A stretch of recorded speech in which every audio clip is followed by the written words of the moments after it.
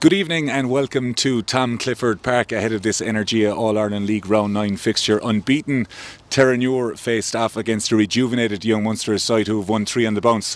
Terenure will finish top at Christmas, but will they finish undefeated, or can the Cookies claim a scalp to be firmly in the top 4 hunt come April? Joined this afternoon by no strangers to Greenfields or the Energia All-Ireland League in general, Mr. Dan Mooney and Burke. Dan Mooney, first off, the buzz surrounding the Energia All-Ireland League in Greenfields in the last couple of weeks has been quite something. It's been buzzing across 5 divisions, but here, it's been particularly strong. Really purple patch for Young Munsters. Start of the season a little bit iffy, but the last 3 games, a massive local derby, bonus point win against Shannon, turning over Trinity up there, considering the Rugby Trinity are playing and how strong they are all around the park, and the victory against Clontarf, which, for last season, kind of a bit of a revenge for something that went on down here last season in a bit of a drubbing at the hands of Tarf. So yeah, the buzz is great, it's brilliant, and it's great that the game can go ahead today given the weather conditions and all of that jazz. Kind of a question mark about it up until this morning, but great to see it going ahead and going to see a great game, I think. Burke, 4:45pm kickoff today. You've been a fan of 5pm kickoffs. You were at Highfield and UCC last week. It's a no-brainer in your opinion? Absolutely. Everything we do at the moment is to be about getting people through the gates. 4:45 is excellent. People get dropped here, they don't drive. Talking to a couple of buddies of mine that would have played in the All-Ireland League, get things done with the kids, the wife, Christmas shopping out of the way, in for 4:45, watch a good game of rugby and a couple of points. Anything we can do to improve the gates is just tenfold. You've got to go there. I thought Friday Night Lights was the answer, to be honest with you. By sheer accident, we were here at Frawley for Garryowen, 5 o'clock kickoff, roaring success. Absolutely roaring success. Thomond Park last week, same thing, roaring success. I was talking, in fairness to Highfield, they get a fantastic crowd in. Do they need to change much? Probably not. You don't fix what isn't broken. But I said, there was 4 other games on in Cork. I think they could have doubled the gate. There's no club that can't do it having over 1,000 people in. It just does wonders for everyone involved in club rugby to see those kind of crowds. I think the pictures from Thomond Park last week were heartwarming, and I'm hoping this evening that we're going to see 700 plus here. That's what it's about. Yeah, last Saturday was phenomenal. I was at the match, and to see the entire... I thought for a minute that it was going to be stand only, and in the stand you obviously got kind of dilutes the atmosphere a little bit, but the terrace was open, the buzz inside there was brilliant. Local derby match, packed up. It was outstanding. It was really call back to the old days of All-Ireland League rugby and Limerick derbies. Loads of people there, everyone celebrating. It was excellent. Really, really good occasion. What's becoming commonplace across Division 1A is that we're seeing 1,000 people at games. You're seeing it in Terenure, Lakelands week in, week out. You're seeing it in Tarf. You're seeing it close to here for the Garryowen game, the Shannon game. Well in excess of 2,000 last week. That is just what we need. It hasn't been the case. Let's get to the reason why there are big crowds going to these games. The game today, Burke, you've had a look at Terenure's team. The quality that we've seen, we spoke to Stevie O'Neill and Harrison Brewer during the week. Terenure are probably the best they've been coaching-wise and player-wise for you in the last number of years? Absolutely, they're the team to beat. It's kind of almost a carbon copy of what Corkon did a few years ago. They come close, but realise they can improve. They bring a guy like Paul Barr in the background. They have just become an all-round. We spoke in Lansdowne a couple of weeks ago about being, the all-round team. They could throw the ball around, but their set piece was immaculate. Probably doesn't get enough credit for what Lansdowne did for years, how good their set piece was. Terenure have come in this year. They throw the ball around. Phenomenal athletes, phenomenal ball players, attacking rugby. But their set piece has probably been the best, just short of Tarfs as well. They're the complete package, sitting top of the table and deservedly so. What's worrying is that I speak to Paul Barr quite regularly and speaking to lads involved. They still think they can get better, and they're out to get better. The fact they're winning isn't enough. They want to improve all the time, and that's a scary prospect.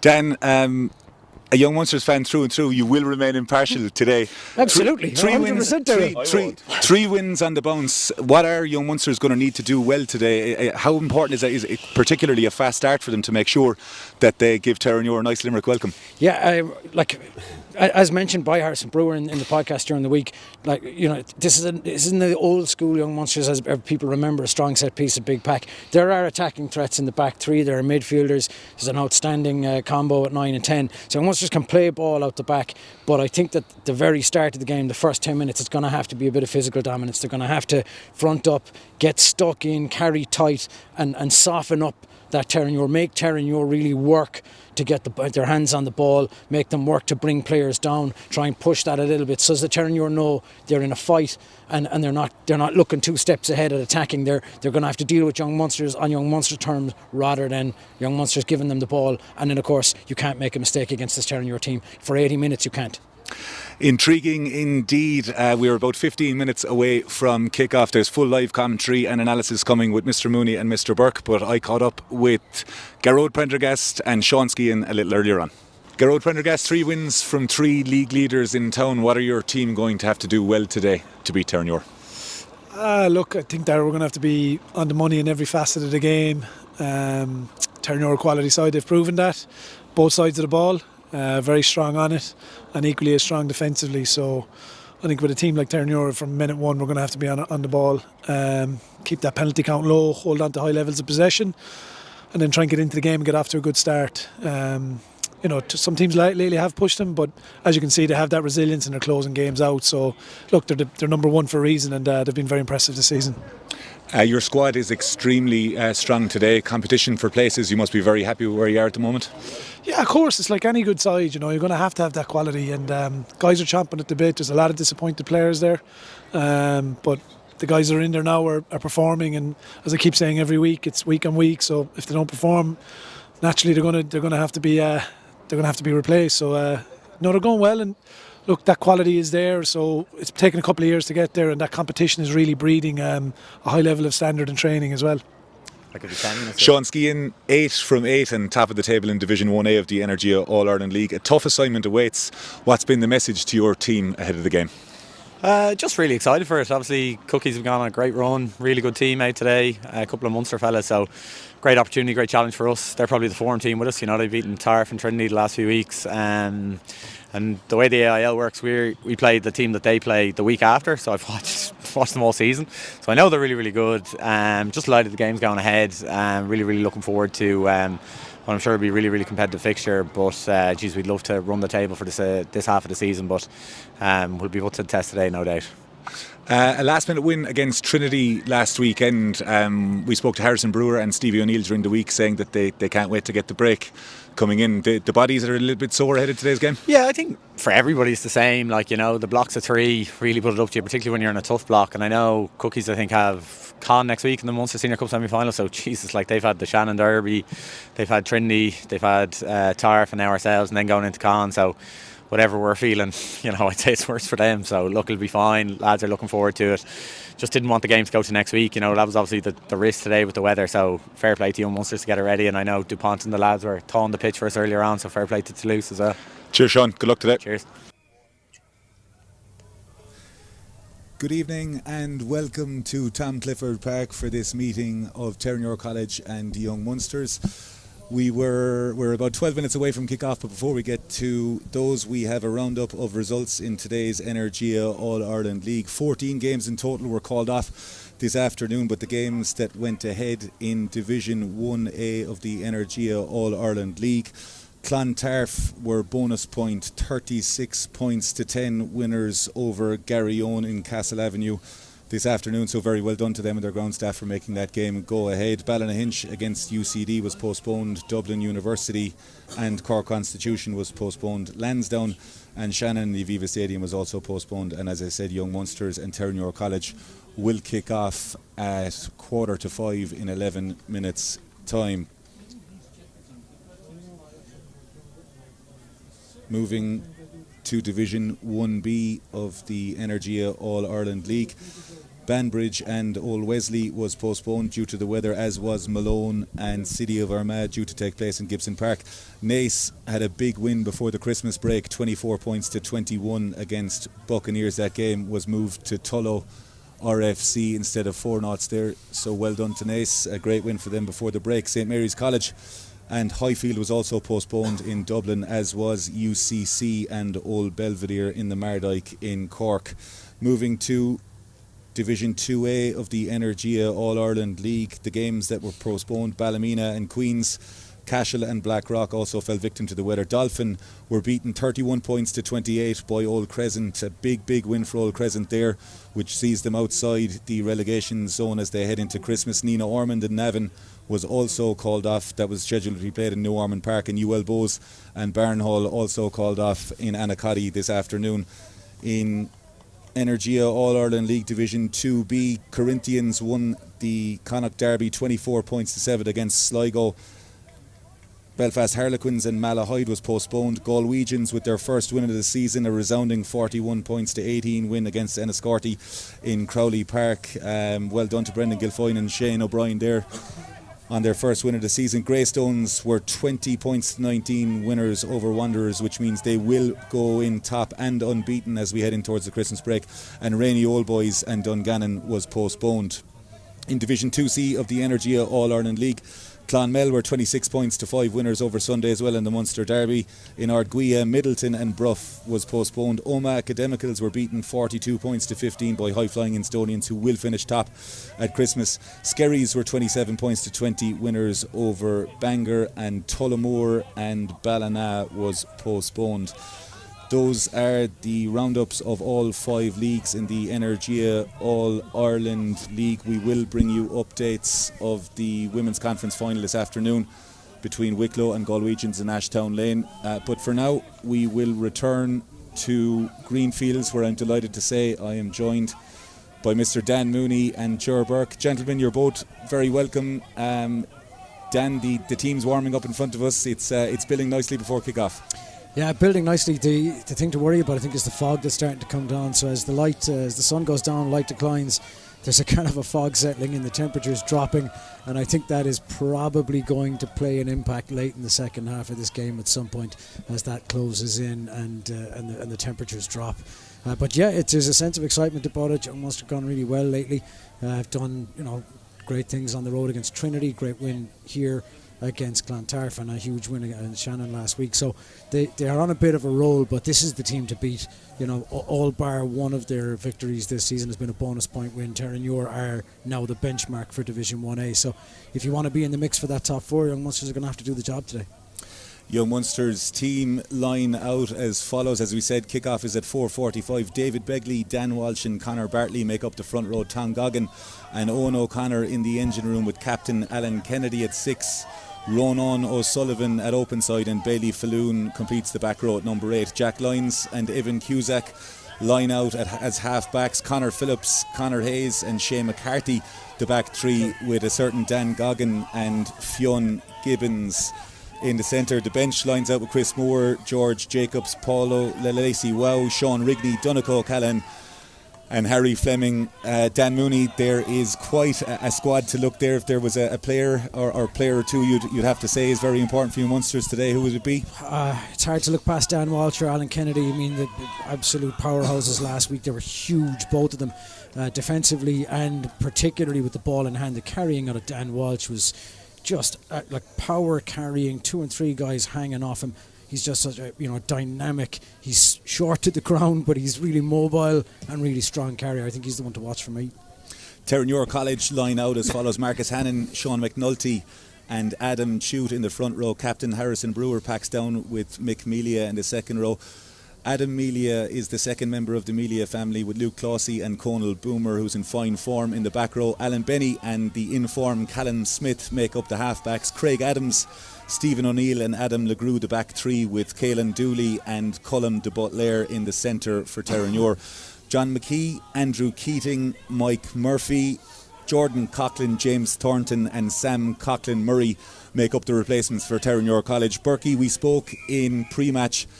This is one hell of a team, and there's reason to believe why they're top of the league. Absolutely. I suppose the informed player there is probably Conal Boomer, a guy that came on last year and caused havoc off the bench in the latter part of the season. Kind of a lot of people scratching their head as to why he wasn't a starter. has been absolutely phenomenal. Played for Leinster recently against Chile, picked up a Man of the Match award, slotting in at number 8. I think it speaks volume to the form he's in, and Terenure when you've a guy like Jordan Coughlin back from injury and they've only found a place him on the bench.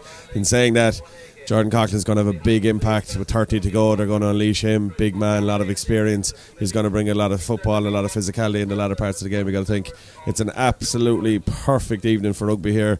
There's a puff of wind. There shouldn't be an issue with line-out, and I'm looking forward to an absolute roiler. You mentioned the set piece there, Burke. This is Terenure's third trip to Limerick, a resounding win on day 1 for Terenure against Shannon, and a bonus point win against Garryowen in round 3. A much more difficult prospect lies in wait. The set piece is going to be a key battle today. Absolutely. Look, I anticipate it'll probably be a bit null and void for the first 30 minutes. I think it'll be a stalemate at scrum and maul. I don't think either side are going to give an inch. But in saying that, there will be hours upon hours of work on in during the week to make sure it is a stalemate there. 10 minutes to go in the first half and about 20 minutes to go in general, you're going to see hopefully, well, from my point of view, Cookies get on top, or from Terenure's point of view, that they get to squeeze the scrum or maul time. But I'd anticipate early doors it's going to be just stalemate, tit for tat, 2 very well drilled packs. Dan Mooney, we were speaking to plenty of supporters on the way into the ground earlier on. Festive cheer is definitely for after the game, but what kind of game are you expecting yourself this evening? It's hard to call. I mean, both these teams can play either style. I mean, you can look at the power that both teams have in the pack, and you can look at that as a slugfest for the opening 10-15 minutes of the game. But there are attacking threats from the back 3. There are potential try scorers in the centres. Both teams have it. It's a case of who's going to get the tactics right. Look, to be honest, last year there were probably 2 games when they played each other. They weren't the best spectacles. Probably 2 games for the purists. 2 teams that kind of stopped one another. 2 low-scoring affairs. Hopefully we get a bit more free-flowing rugby today, but it's going to be technical, tactical, physical. I don't see this being, 35-32 kind of game. It's going to be 2-3 scores. Well, do stay tuned in if you are. I must say this As I said, it's a game for the purists, Paul. It's a game for nerds like us. This is a Club Scene podcast co-production with the IRFU. As we said, kick-off fast approaching in about 4 minutes' time. Burke, I want to come to you on the fact that Terenure have blown teams away early in the season. They're 8 from 8. We pinpointed their win against Trinity 24-21. A couple of changes that were there, but you were involved with Young Munsters last season. Coming into round 9 of the Energia All-Ireland League, what are the bodies like for the players? What is really impressive about Cookies this year that's different to last year. Last year we played UCD in round 9 and we had a Senior Cup semi-final the following week. We went to Highfield and we were just trying to get to the end, get to the Christmas break. We had obviously had the COVID Senior Cup played late in the summer, and it was just guys were exhausted. Cookies have rotated very well this year. We've keeping injuries at bay for this part. We've guys coming back, and they look an awful lot fresher than they were this time last year, and that's important. I think I've people are sick of hearing me say it, but if Cookies have a full team on the pitch, they'll take on anyone in the country. Dan, the last 3 games that your Munsters have played, a 24-13 win against Clontarf in round 6, a win last minute against Trinity, which saw you jumping for joy, and a resounding Limerick Derby win last week.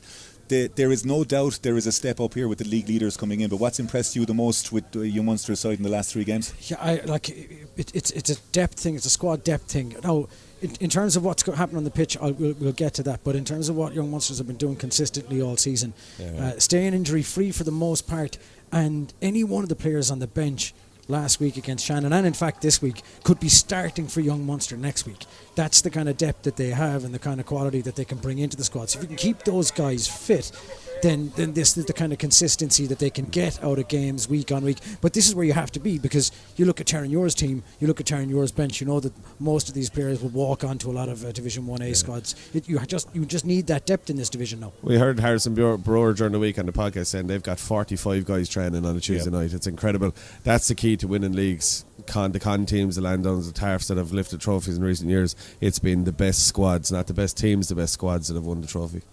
Terenure are out on the pitch in front of us. Burke, what will be the final messages in your opinion that will be being said without the expletives, please?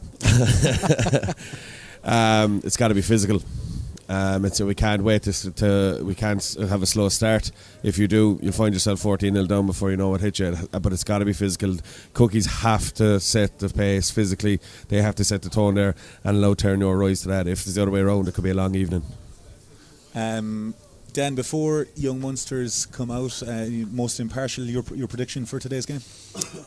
It's such a tight one to call with the form Young Munster are in and the home advantage. That goes their way. Again, you're looking at a team in Terenure that the team to beat, 7 bonus point wins and only 1 win without a bonus point. To be honest, it's too tight to call. I'd say it's going to be won by 2 points either way. And if I, gun to my head, I'll say Young Munster to sneak up by 2. There is no gun to Dan Mooney, said it can't be Burke.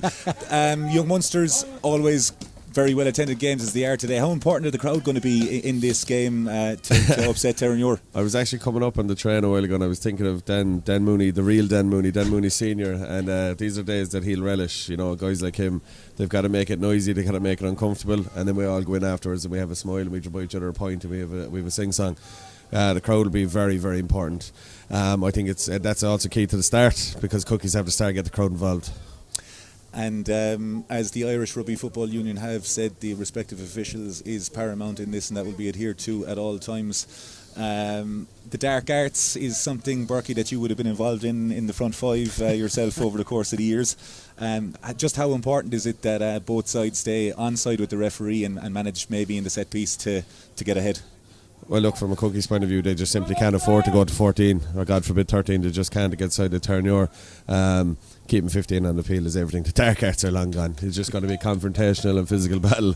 Unfortunately, the dark arts are long gone. If you are tuned in to this Energia All-Ireland League stream, please do use the hashtag EnergiaAIL and tag us on Twitter and Instagram. Evan Cusack gets ready to get us underway underneath the Limerick sky, near perfect conditions here in Greenfields. The ball is well taken by Mick Melia from the night sky. Alan Benny at half-back hits his 10, and Terenure intent on playing here to Butler on the ball, and Brewer with a lovely little line. Ball doesn't go to hand. Conal Boomer got his debut for Leinster.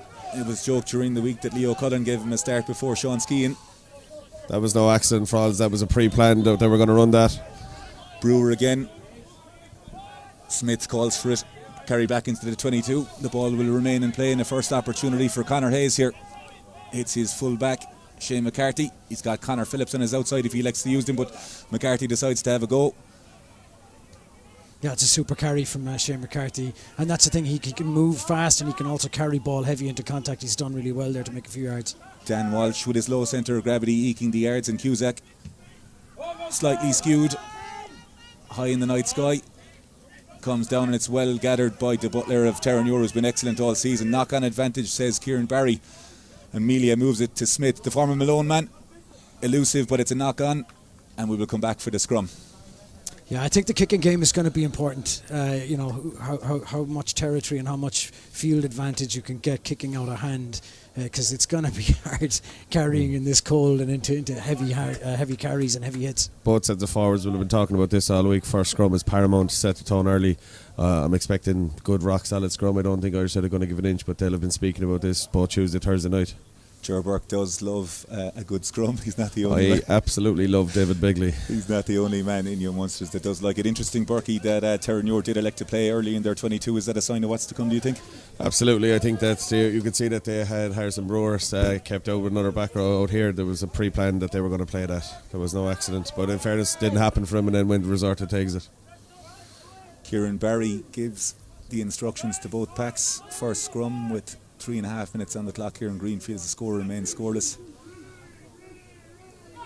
Benny with the feed.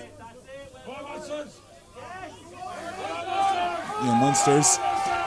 Absolutely outstanding scrum. Oh, that's just massive. That's a massive win. It's a rock solid hit. Young Munsters look to get the pressure on. Absolutely outstanding scrum. That's just massive. Can't afford to give away turnover penalties like that after massive work by the front row. But a super scrum, and in fairness to David Bigley and Conor Bartley, a super start. Kieran Barry with the reversal of the penalty there. Mick Melia and Owen O'Connor exchanging pleasantries here on the halfway line in front of us, and as Joe Burke has rightly pointed out, in order for Young Munsters to get a good foothold in the game, they can't afford to give turnovers like that, Dan Mooney.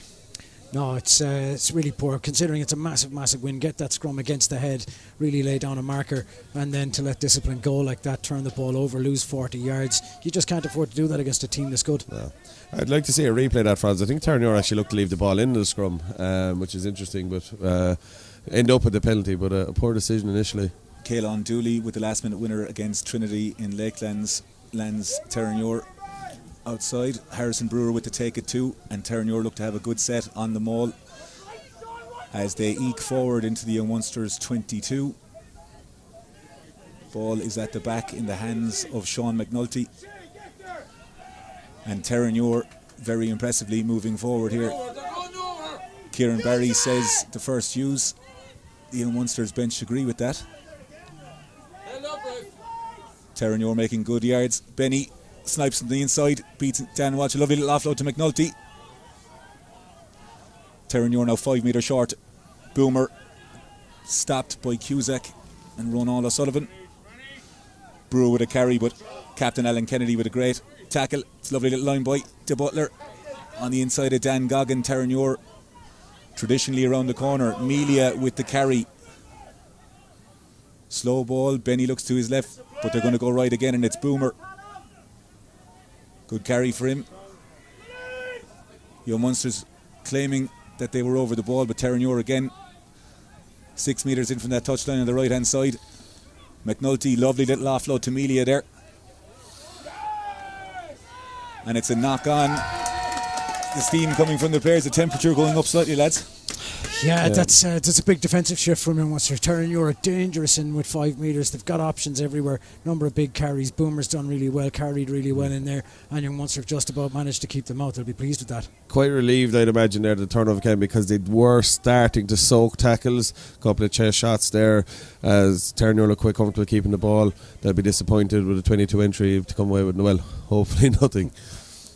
In terms of the scrum here will be really important for us now. Yeah, in terms of the messaging, Burke, after the scrum we saw in front of us, Terenure did elect to keep the ball in there. Is it a case of a secondary shove here from Young Munsters to really put the pressure under Terenure? I think what will be important, if they have the nudge, absolutely, but don't force it. If they get the squeeze, absolutely go for the penalty, but not to force it. And if it all be, they'll just take rock solid set piece if that's what it is. Yeah, I think there's an opportunity, if that shove is, there's an opportunity to paint the picture for the ref and put it into the ref's head. There is a dominant scrum here, and put it in for the 80 minutes. This is the team that's winning, but it's a risk, it's a gamble if they go for it. That's rock solid set piece there. With the feed, and Young Munsters do get the penalty. This certainly wasn't part of the script for Terenure, Burke, but Young Munsters in the ascendancy early on at set piece. Yeah, no, I don't think Terenure did anything massively wrong there. Get that wrong. That's a slip. Could have easily been a reset, to be honest. Cookies did look to get the shunt on, but a slip from front row, and he likes to go for penalty. Lions with a superb clearance brings play up to the halfway line. Dan Mooney's mid-air and forecast of fog has come apparent in the last 10 minutes. Manifested it. I've learned a bit about it over the years, you know. We will take this opportunity to say hello to everyone in Lakelands, in Terenure on the big screen, as well as in Blackrock, in Stradbrook, to Fergie McGrath, and to the Terenure supporters in Marbella. How we wish we were in the sunshine as we restart. Young Munsters with a lovely little trick play. Cusack on the ball, and it's a high hanging Gary Owen. It's between Stephen O'Neill and Dooley, and it's turnover ball, and it's Lions again. It's well read. Boomer, Ronan O'Sullivan, good footwork on the inside. O'Sullivan so elusive, and a great carry by the young back row. He's been a superb signing this year, brought huge energy. Begley out the back to Cusack, hands in to Dan Goggin, elects to dink it in behind, well covered on the inside. Not sure about the decision from Dan. I think Cookies would be better if they kept the ball in hand there. Young Munsters with Cusack inside the 22, right-legged, and it's a good clearance. That's a massive clearing kick from Cusack. Really gets the most out of it there. I do think it was a poor decision from Goggin. The option wasn't on. The runners weren't expecting it, and there was cover in the backfield. I think it was just kind of a rush of blood to the head. Both teams still feeling each other out here in Greenfield, still scoreless. As expected, both defences on top for all here, as you'd expect for the first 20 minutes or so. Yeah, we will reset with the line out for Terenure. McNulty gets ready. McMelia towering high. One of Terenure's top line-out takers this season, as that maul shifts forward off the left foot. There's David Begley getting his hands in the cookie jar there, adjudged to be offside. And Burke, this is something that would have been spoken out before the game. Those easy penalties allowing Terenure access to Young Munster's half. That's two lineouts in a row where Terenure have taken the ball and they've got around the corner and the back lifter and got a pivot, got a bit of a walk on. Cookies need to address that. Not dealing with the Terenure maul very effectively at the moment. That's silly from Begley. It's one of these kind of things. We've seen it where the scrum penalty was given to Young Munster and turned over by a kind of rush of blood to the head. We've seen Begley just kind of losing his concentration and making a mistake. We've seen Dan Goggin kicking a ball that wasn't on. Those lapses in concentration are going to hurt a team over 80 minutes. Absolutely. I think first and foremost what they have to do here then is they need to stop this maul at source. They're getting around the corner of the back lifter twice now. They need to stop this at dead. McNulty with the dart. It's high, it's over the top, picked up by Dan Walsh. It's knocked on. There will be advantage to Terenure, and Kieran Barry calls it there. It will be a scrum. The third scrum of the afternoon. There's been 2 penalties to Young Munsters so far. Burke, do Terenure need to take a different tact or approach to this? No, absolutely not. I think what's interesting there, that's the first time Cookie's got in the air and forced an overthrow. The other 2 lineouts to Terenure won, they were uncontested. Interesting to see Owen O'Connor getting up, towering figure. Hooker just gets a bit of height in it. It's again, Cookie's just making a lot of unforced errors and bringing a lot of pressure on themselves. Terenure lining up with Stephen O'Neill directly behind the scrum, leaving a little pocket of space on the right hand side. Callum Smith giving direction to his halfback Benny. Conor Phillips is going to have to be sharp here because it looks as though Terenure are going to swing that way and attack his channel. Channel 1 in the scrum. Benny rock solid scrum straight again. To Dooley, out the back to Smith. It's Legrue, little dink in behind. The ball is bouncing. It's there, and Terenure. They're in. Terenure have scored a wonderful try through Craig Adams. There's a bit of consultation between Kieran Barry. Very difficult from our commentary position to be able to see this. It's the only part of the pitch we can't properly But the try is awarded by Kieran Barry and Terenure. 8 from 8. Ger Burke, that was their first attack and lethal to score in the corner. Yeah, very opportunistic. In fairness, Cookies couldn't do much about it. It's just a really, really well executed grubber kick. In fairness to Terenure, rock solid scrum to set it off. Just again, not looking for penalties, just square ball. Yeah, it's done. It's really well executed. They've gone the other way than you would have thought. That's a gorgeous thing, absolutely gorgeous thing. They get the bounce of the ball. Great effort from Dan, and it's well finished. Interestingly, Terenure going channel 1 in the scrum there. Burke getting straight to Boomer's feet. They loaded the left hand side, but they backed themselves and they went for it, and they've come away with 5 points minimum. I think Cookies just need to gather themselves under the posts here. Very simple. Stop giving away silly penalties and deal with the Terenure maul. Caelan Dooley lines up this conversion. He's less than a metre in from the left touchline here in Greenfields as Hush falls around. Dooley kicked a last minute penalty to beat Trinity, 23 points to 21 in Lakelands. Right footed strike. It's a superb strike from Dooley, and it just kisses the outside of the post, but the score remains Terenure College 5, Young Munsters 0 after 11 minutes here. Dan Mooney, an interesting start, but Terenure taking their chance early on. This is what they do. This is why they're top of the division. Is they're such a good team. 2 visits to the 22. Young Munster did well to keep them out, force an error in the first visit. But if you let a team like this come down into your territory and move the ball, this is what's going to happen. They're going to score tries. So, to a certain extent, Young Munster are architects of their own downfall. But this is how good Terenure are. This is what they do with the ball. They're a very, very effective team. Cusack restarts us, and it's a knock on from Terenure, uncharacteristic of that. I need to see Young Munsters actually go through some phases here. They haven't really had any attack in rugby close to Terenure's 22. Most of the games have been played around the halfway line. We need to see what they've got here. In terms of their attack, Burke, we saw when they did get a chance, we saw David Begley with a little sweep in behind Tevin Cusack, and Dan Goggin did elect to go back in. Is that something that's a structured or unstructured attack in training during the week? Is it agreed before the game?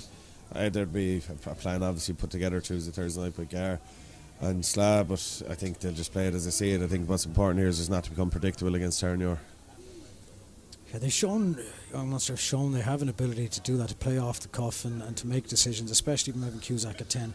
And when they do, it's been quite effective for them on several occasions. So there'd be no reason for them not to do it, not to trust themselves and back themselves. But they're going to have to come up with something creative, because this Terenure defence will be solid. It's two very powerful packs there in the hit of that scrum. It's really, really impressive. Interesting that time it went down. Kieran Barry likes to reset this one. The first reset of the evening as the steam He's rises come over to this side to have a look. He came down on this side. He's come over to have a look now. It is Conor Bartley on this side of the scrum for Young Munsters, going up against Marcus Hannon of Terenure. Lions with the feed. Ball remains at the base. Falloon to Lions, and Goggin just short of the 22. And Terenure adjudged to have hands in the deck. There will be a penalty here and a perfect opportunity for Evan Cusack to take 3 points if they elect to do so. Yeah, you'd have to take the 3 here. It's nailed on. No need to go in, no need to work too hard. Put 3 on the board. It's only a 2-point game. Burke, the importance of adapting to the scrum for Terenure. We saw they were under severe pressure in the first 2 or 3, but they seem to really hold off against the secondary shove from Young Munsters there. Yeah, they're hanging in there. Look, it's early doors, they're still fresh. I think this will come into play 10 minutes to go in this half, and with 15 to go in the game. When teams are fatigued, there's a lot more rugby played. We might see a bit of dominance. You'd expect it to be rock solid there. What I like from Cookies, they did have the edge, but they didn't force it. And again, just rock solid set piece, keeping the ball, pressure on. That's what Division 1A rugby is about. Evan Cusack lines up the penalty for Young Munsters here. A bitterly cold evening in Limerick. Cusack sizes up the post.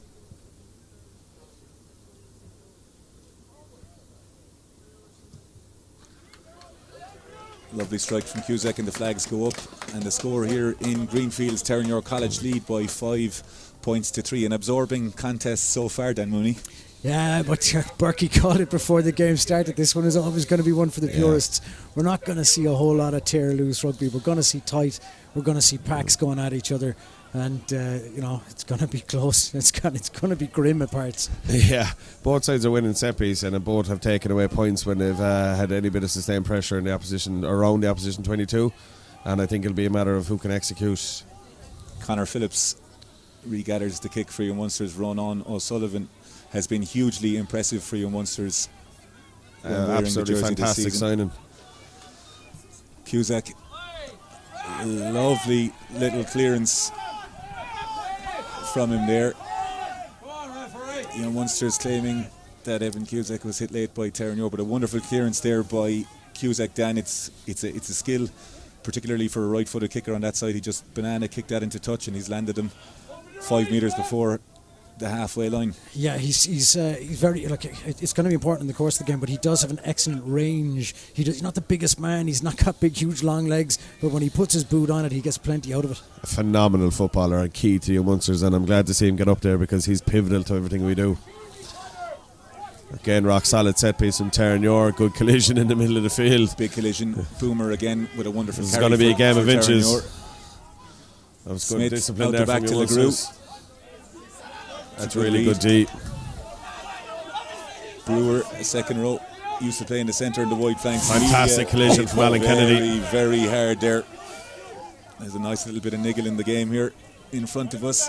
Smith elects to kick high to the right hand side, well fielded by Conor Phillips, who's off for a gallop. Phillips met well on that touchline by Caelan Dooley. Captain Kennedy shows up in a big collision. You don't often see Kennedy stopped in his tracks, but he was there by Terenure. Begley, it's a chop tackle by Terenure. Kieran Barry. I think no arms tackle on Begley. It's a chop tackle, but if you don't put the arms up to try and put around, it's illegal. So someone has to stop a big man carrying like that. They've gone in too quickly, and it's cost them. I think you talk about the evolution of Terenure's game. Last year, I think Terenure keep going there. But what's interesting, from the first kick-off and any time they've had possession in their own half, they'll have a go, but if they're not going anywhere after 3 phases maximum, they're electing to kick. Last year, they probably would have kept ball in the hand and looked to force it, whereas now they're just putting the ball in the right parts of the field. with Captain Kennedy receiving some attention, that does give us an opportunity to say that this is a club scene podcast production co-produced with the IRFU. Dan Mooney, the players getting a breather there. What will the messages be for Young Munsters being 5-3 down? Overall, this is not bad. Terenure have had 2 visits to Young Munsters 22. They've had 1 try. Young Munsters haven't visited Terenure's 22 yet, and they're still only 2 points down in this game. So a penalty wins it for them.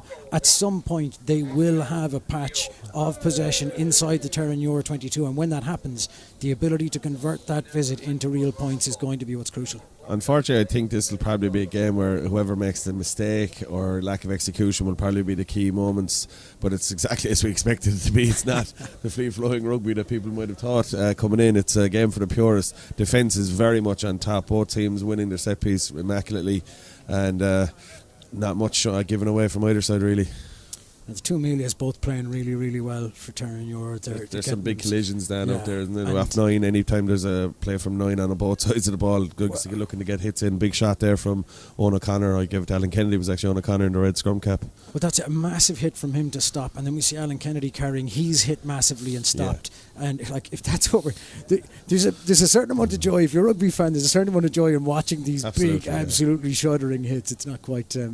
The Young Munsters power game last week, Dan and Burke, I'll come to you in a second on it. We saw Alan Kennedy making those marauding runs. We saw the Tom Goggins, the Owen O'Connors really get gain line there, but it's very, very evident here that Terenure have their homework done and they are meeting those carriers right on the gain line. Yeah, and I mean, Ronan O'Sullivan, he could yet be one of the big factors in this, because we saw him carrying last week and he has great feet. He moves really well and pivots out of tackles really well. The players carrying hard are getting hit hard. Absolutely. I think you asked a while ago, if you're going to just keep running off 9, you're going to end up not making much yards. So there is a bit of variety coming in. Terenure getting a bit of joy from tip-ons. Young Munster's looking to come out the back of those pods off 9. There's a bit of variety coming in, but to be honest, neither side getting much joy and looking to put the ball in the other team's half. Captain Kennedy gingerly back to his feet as Jack Lyons moves Young Munsters up to the Terenure 10-metre line. An opportunity for Young Munsters to get some field position as Dan Walsh, Tom Goggin, who's been excellent all season. That's another superb line out. Bailey Falloon on that. Terenure really trying to attack them all. Ronan O'Sullivan again. Kieran Barry gets in the middle of play, and both sets of fans not happy with that, but we will restart with a scrum. I think if either Joe Burke or Dan Mooney run that pitch and tackling the official, they mightn't have been as kind. Joe, what's interesting there, Falls, like Terenure are getting a lot of joy from getting around the corner, the back lifter, their own lineouts and mauls. They massively put an emphasis on stopping Munster's doing the same there and stop that at source. Very well defended. If you stop Cookie's maul in Greenfields, you're onto a winner. It's been a very stop-start game so far. Yeah, I think both sets of fans unhappy with the referee's positioning there, because I think Terenure would feel Ronan O'Sullivan's isolated on that carry and they have a chance to get at that ball. Young Munsters feel the referees stopped an opportunity to get the ball out. So it's a lose-lose on this one, and a scrum that I don't think either one of these packs wants to get into. I'm just looking at the Young Munsters backline here in front of me. It's probably the best backline I've ever seen here in the club, and you just hope that this is ideal. Rock solid scrum, left-hand side of the park, 10 metres. Ooh, Kieran Barry gives a penalty against Conor Bartley. He says he dropped his knee on that. Yeah. And there is that little bit of niggle, as we said, Burkey there, and he's been consistent. There's been 3 scrums down. He was on the side when he was on the side that went down. He's penalised for a penalty when the scrum went down. When he was on the other side, he reset it. He's been consistent. You can't ask for more than that. I don't think Bartley put up too much of a protest to that. Dooley, right-footed, drills that down. He's not going to make touch. Phillips has it in his hands. He will elect to clear. And Phillips would have hoped for more there. But Terenure will in the end have a line out about 30 metres from the Young Munsters line here. The stop-start nature of the game, Dan Mooney, it probably doesn't aid to free-flowing rugby, but it's tactically very, very intriguing. Yeah, and it's going to be like this. This is just the way this game is shaping up, and Absolutely beautiful execution there. Throw comes first. When that happens, as the lifters outside the scrum half is allowed join as a lifter, and it's very hard to defend. Excellent execution. Again, Maul getting around the corner there. They're eking out yards. It seems small, but it's great doing knowledge damage. of the laws from Joe Burke, and LeGroux has the ball in his hands as Dan Goggin tackles. No quite turnover. Smith again out to De Butler. De Butler on the move, a little dink in behind, similar to where Adams did touch down earlier on. And it is reclaimed very, very well there by Shea McCarthy. At 15, has played in the centre and on the wings for Young Munsters this season. Carry comes in from Walsh. Tackle completed from Adam Melia. Cusack calls for the ball, takes it from Lyons, and Cusack finds touch for Young Munsters. But again, Terenure leaving Young Munsters off the hook with an offside penalty, and they will have the opportunity to clear their lines and regather possession at the line out. Berkey, you spoke there about Terenure, a brilliant line out to have at the back of the maul. It's intriguing to see Young Munsters get yards in their maul, but also Terenure taking Young Munsters apart in their maul. I think Young Munsters have the slide edge at scrum time, not massively, but have the slide edge. I think Terenure definitely have the slide edge at maul time. The both lineouts are performing superbly. That's a superb execution. Very difficult throw. It's a throw jump with your receiver coming in as a lifter. I think you saw there as well, Terenure got a bit of quick ball and they really went to move it and play. Lions with a superb That is clearance. an outstanding kick. That is a superb penalty clearing kick, taken all the way from 5 metres out up to the halfway line. Yeah, Munsters will be happy with this. I'd imagine they knew they probably weren't going to come out the right side of the possession stat, but they're absorbing quite a lot. Very disappointing to see Alan Kennedy coming off in front of us. Titanic figure for Cookies. Very disappointing for him and for Young Munsters. That'll be a void need filling.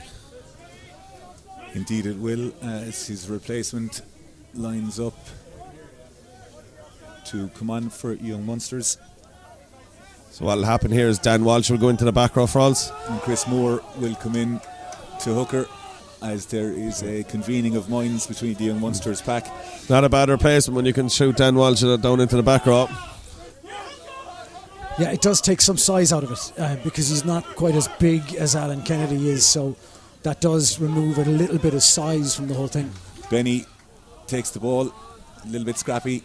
Kieran Barry says the ball is knocked backwards and Marcus Hannon moves it. Smith, Terenure have always tried to get to width off turnover early in the season, and there's no change here in Greenfields. De Butler on the move, a little dink in behind. It's well covered by Conor Hayes. He's got a little bit of footwork to do and he does very, very well to get out. Well done, Conor. And a lovely offload, and it is Bailey Falloon on carry, manhandled. O'Connor eking out the yards. Lions looking for a set. Ronan O'Sullivan again, he's got through some amount of work in the opening 25 minutes. He makes yards in every carry as well. Those feet are so tricky, it's hard to pin him down. Yeah, he's been excellent so far, very versatile player. Young Munsters electing to play inside their own half here, but I think Lions... We're seeing a lot of this, both sides keeping the ball around the halfway line in between the two tens, not really getting much joy. Dan Goggin, there is space for Young Munsters if they do go wide. Cusack moves it on, Walsh does very well, good skills. McCarthy carries very, very hard, does McCarthy. Boomer with a poach but doesn't quite get it. Young Munsters, Bartley with the deflection line. Young Munsters playing helter-skelter stuff inside their own half. The ball is now in the hands of Conor Phillips. And now it's in Hayes. Transition for the touchline. There's a chase on here between Conor Phillips and Hayes. The game sparks into life there. Dan Mooney, Conor Phillips and Conor Hayes creating something from nothing, and the crowd... The bounce of the ball has just robbed Conor Hayes there. It's Phillips and Hayes both chasing it down. They've both beaten their man inside and out, and the bounce of the ball just tricks Conor Hayes in the last second. And to be honest, Terenure are very lucky not to have conceded a try here. Ger Burke, the persistence of Young Munsters to play inside their own half there, sometimes teams can see that coming to their detriment, but some scintillating rugby there and nearly worked out for them. Well, what I liked about that is when they had the ball over on the left, they went through it off 9 for a series of phases, identified space, some nice hands, were willing to play and risk it. Dan Walsh with a nice pass to Shea McCarthy, and then they go touchline to touchline down the far side again, identifying space. A lot of different players getting hands on the ball, and it's the slightest little bit of space out there, but it was very effective. As we do take a break in play for some treatment. And worth noting, this is Young Munster's first visit to the 22. It's 27 minutes gone. It's the first time they'll be in possession inside the Terenure 22 in the opening 27 minutes of this game. As we said earlier on in Division 1A of the Energia All-Ireland League, a result from Castle Avenue, Gary Owen were beaten 36 points to 10 by Clontarf in Castle Avenue. We will have a full roundup and league tables at the end of this broadcast. I, for one, lads, am definitely enjoying this a lot more than a lot of backs watching, but it's intriguing, Burke, to look at it from the point of view where not almost like chess, but Young Munsters, as Dan Mooney said, their first visit to the 22, and they almost pulled off a score there. Something really can happen from nothing. Yeah, look, it was superb rugby, and the ball bounces a little kinder, and I think cookies are under the sticks. That's them defined margins at this level. But it was good, encouraging rugby, seeing that they retained the ball for high phases and that they did find space. Benny with the ball in his hands at half-back for Terenure. Young Munsters having a go, but Terenure get the ball out at the back of the scrum, and it's Dooley with a carry, met by Cusack and Goggin. Smith on the right boot makes no mistake on the clearance for Terenure, and it's that's a massive kick as well. That's absolutely a textbook massive exit there, Dan Mooney. Yeah, it's huge. It's a big kick. He's got a huge boot on him, and he just takes the pressure off, moves Terenure up to where they want to be. And this is the kind of situation where both of these teams want possession. They want to have as much ball as they can, but this will be one of those situations where Terenure will go, okay, you have it back. What are you going to do with it? Test us. I think what you're seeing so far is just neither side are making a mistake, so it doesn't lead to the most exciting game, but it is very enjoyable. I think Callum Smith-Frawley probably deserves a mention, probably the most underrated signing of the season. He's been absolutely immense for Terenure so far, signing from Malone. Probably a guy that wouldn't have came in with a big profile. First line out goes askew, and it's McNulty on the charge, met very well by Jack Lyons. Ball again to Smith. As we said, Terenure will look to get to width on this. In the hands of De Butler, rather. Met by Evan O'Gorman, cleared by LeGroux. Boomer, good footwork, but he's met by Young Munster's replacement, Chris Moore.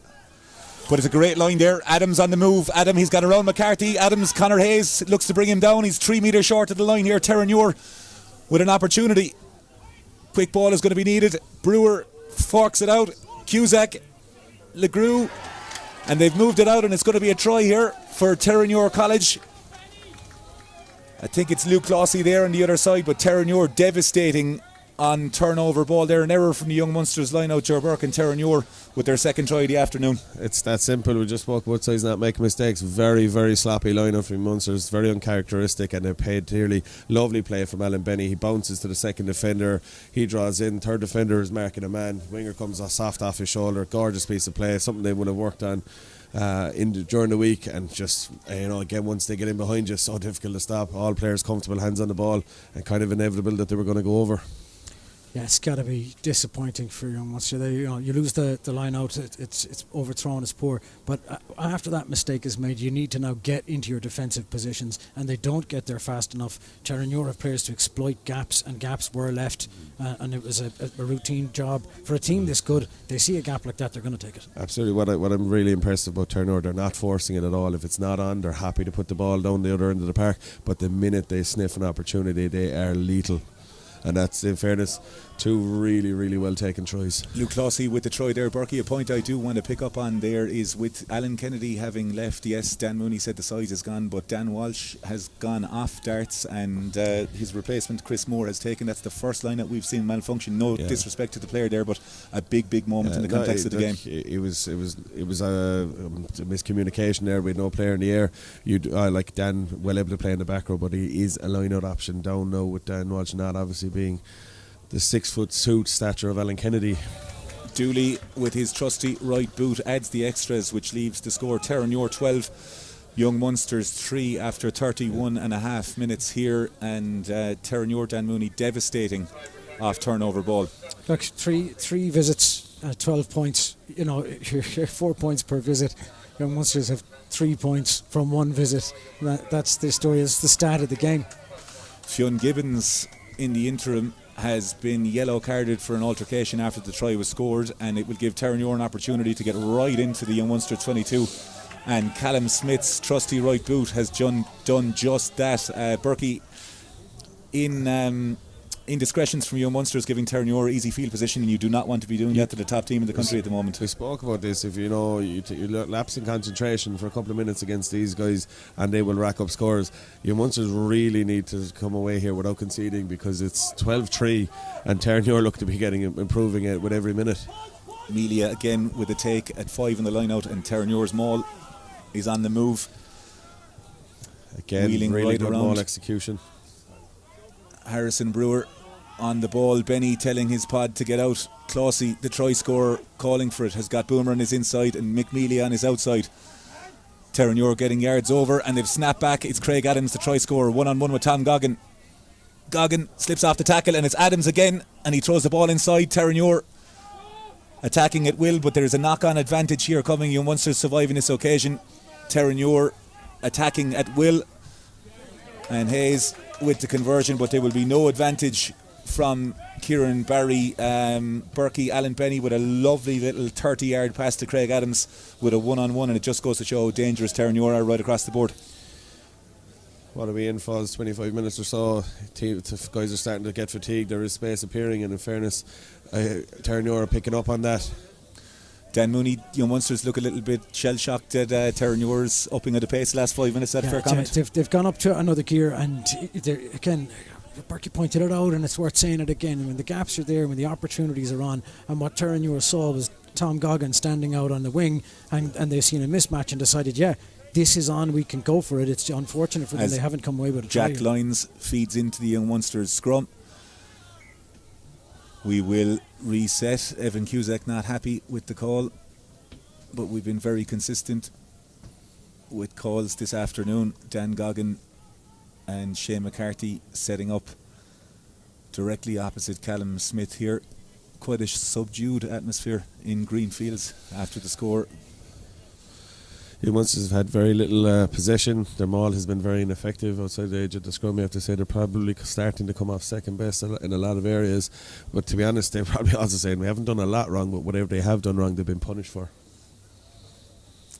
Dan Mooney is shuffling nervously around our commentary position up here, remaining impartial. But Dan, from the point of view of Terenure, we've seen them, if they turn the ball over on one side of the field, they are keen to get to width, and it's a very impressive skill set. Yeah, and Young Munster defending a little bit narrow, so when Terenure move it, it's a scramble, kind of a drifting scramble defence from Young Munster to get out and try and cover that width. Again, not a whole lot has been done wrong. They've played quite well, but haven't had enough ball. Now the moment will arrive. Young Munster will have a purple patch. What you don't want when that happens is to be down by 15 or 17 points and trying to recoup a more than 2-score game. So it's crucial Young Munster get out of here, start playing up at the other end if they want to come out of this with anything. Just an update in Ashdown Lane, the 70 minutes gone in the Energia AIL Women's Division Conference Final, and Wicklow lead 22 points to 17. It was 17-14 to the hosts, and maybe it looks like Wicklow could be about to get their hands on some silverware for the first time at All-Ireland level, and no doubt Ashdown Lane will be hopping tonight if that does happen on that regard. Fantastic achievement for Wicklow if they are to see it out there. Well done to all in Wicklow. The stop-start nature of the game here as we wait for the resumption of scrum, Conal Boomer getting it. What will be the messages for you Munsters in the last 5 minutes of this first half? They have to come to terms with the Terenure maul. It is starting to get an edge. I think they kind of probably squeeze a little more of the scrum because it's the one area they do have dominance. Probably look to squeeze a couple of penalties, and they just need to keep the ball and play a little and actually put Terenure under pressure. I think that stoppage is actually going to work in Young Munster's favour. It's the momentum that Terenure had. It takes a little bit of the sting out of it, allows Young Munster to regroup, get their breath back, talk to each other about defensive positioning and see, because again Terenure are just so strong. As Jack Lyons feeds into the Young Munster scrum, much more solid scrum on both sides. Benny works with Smith, and Dan Goggin with a superb carry. He gets back to his feet again, does Dan Goggin. It's cleared out. Lyons hits Cusack right-legged with a great clearance kick, and a good exit from Young Munsters has a Terenure line out. They've elected to go quickly, and LeGroux with a lovely little kick in behind. But Kieran Barry says the line out was marked, and we will have a Terenure line out just short of the 10 metre line as we approach the halfway stage. Yeah, I think our game clock is saying 37 minutes, but there were injuries. Alan Kennedy was down for a while, Boomer was down for a while, so we're probably going to add another 3 or 4 minutes onto that. We're probably going to play until around 43, 44 minutes, I would guess. Conal Boomer does come off limping, and Jordan Coughlin comes off the bench for Terenure. Burke in front of us there. If there's an honesty call, it looked like there was a little bit of crabbing across the line. I think there was a pair of minutes, if we're being honest. I think Terenure were coming across as well. Interesting there, Young Munster's looking to put a lot of pressure and actually challenge in the air. They've given Terenure too much easy set piece so far. Mick Melia decides, and the ball goes to Brewer. McNulty with a superb throw. It's a 5+1 line out for Terenure. Goggin doing his best to disrupt on the inside as the replacement Jordan Coughlin waits for a carry. Benny on the move. Dan Walsh forces him on the inside, and Walsh just about misses the lift on the turnover. Coughlin back from an injury, former pro, met very well by Owen O'Connor there. Alan Benny using all his experience trying to tie O'Connor in. Little box over the top. Conor Hayes has got to make up some ground here. Use his right leg, it's a difficult clearance. He does give it a hell of a boot, but will remain in field and is caught by Callum Smith. He's got Legrue outside him if he elects to pass, but he decides to go up and under. It is just him on the chase. It's well taken by Dan Goggin for Young Munsters. The game is picked up in pace, and it's Hayes again. He moves it to O'Sullivan. So elusive in the carry is O'Sullivan. Dan Walsh waits for the carry. Goggin and Begley, his clearers. They move Coughlin off the ball. Young Munsters again. Bartley, huge man with the carry. And Cusack says, let's go downtown with this, as he lands the ball right on top of Legrue. He's got acres of space in front of him as he assesses, but he slices that off the foot, but the ball is going to bounce. And Jack Lyons, and it's Legrue again, and Legrue has an opportunity. It's well fielded by Conor Phillips on the right hand side. It is a collective gasp from the Young Munsters faithful here in Greenfields. Young Munsters working very hard to get back in. It's Goggin who will look to get things under control as Terenure try and disrupt the ruck on the right hand side. Yeah, this is the heavy stuff we were seeing earlier on in the game between two teams really just willing to scrap over yards or half yards as much as they need to. Cusack picks it out of the breadbasket from Lyons, and a clearance there, an opportunity to catch our breaths in Burke. That's probably the longest in-play ball time we've seen this afternoon. Yeah, I think what you're starting to see, Alan Benny now is starting to come to the fore. Guys are very tired out there. There's been a lot of big collisions, a lot of heavy scrums and mauls, and he's looking to pick off forwards at the base of mauls and scrum, or mauls and rucks. He's starting to force decisions. It's not just collisions that Cookies have to come up trumps with. And to be honest with you, Terenure just not making any mistakes. It's a bounce of a ball as well will absolutely kill you, because it's a sliced kick. It's not even a good kick. Legrue kind of doesn't connect with it the way I'm sure he wanted to, but where it drops and bounces just tricks Lyons, and suddenly Terenure are on it. That's how fast they react and how fast they can transition, and it's a scramble then. But then both teams enjoy fronting up and fighting over half a metre and scrapping with each other over that. I think you're seeing an absolutely fantastic balance to Terenure's game. Set piece has been rock solid. Scrum has creaked once or twice, but their line-up's been immaculate. Maul's been good. They haven't played in the wrong areas of the park, but when they have been given opportunity, they've been lethal.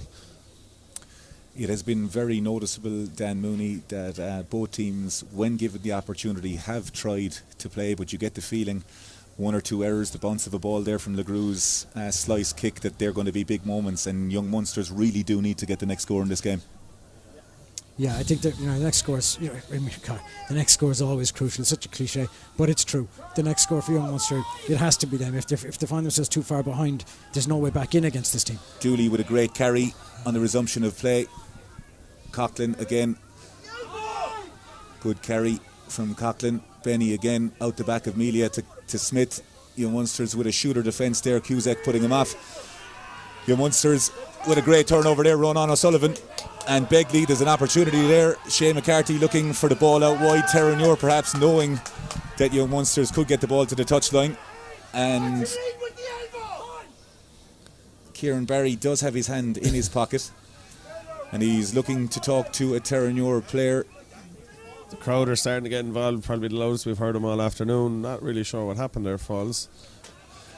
It's a yellow card for McMelia on that side. Well, judging by the replay there, I think as Young Munsters did get that turnover, they realised that they were short-staffed on this side, and McMelia in his own head had no other choice, and he will have 10 minutes in the bin. So an extended half-time break as Evan Cusack kicks Young Munsters 27 metres, excuse my past maths, from the Young Munsters line here as we enter the final stages of the first half.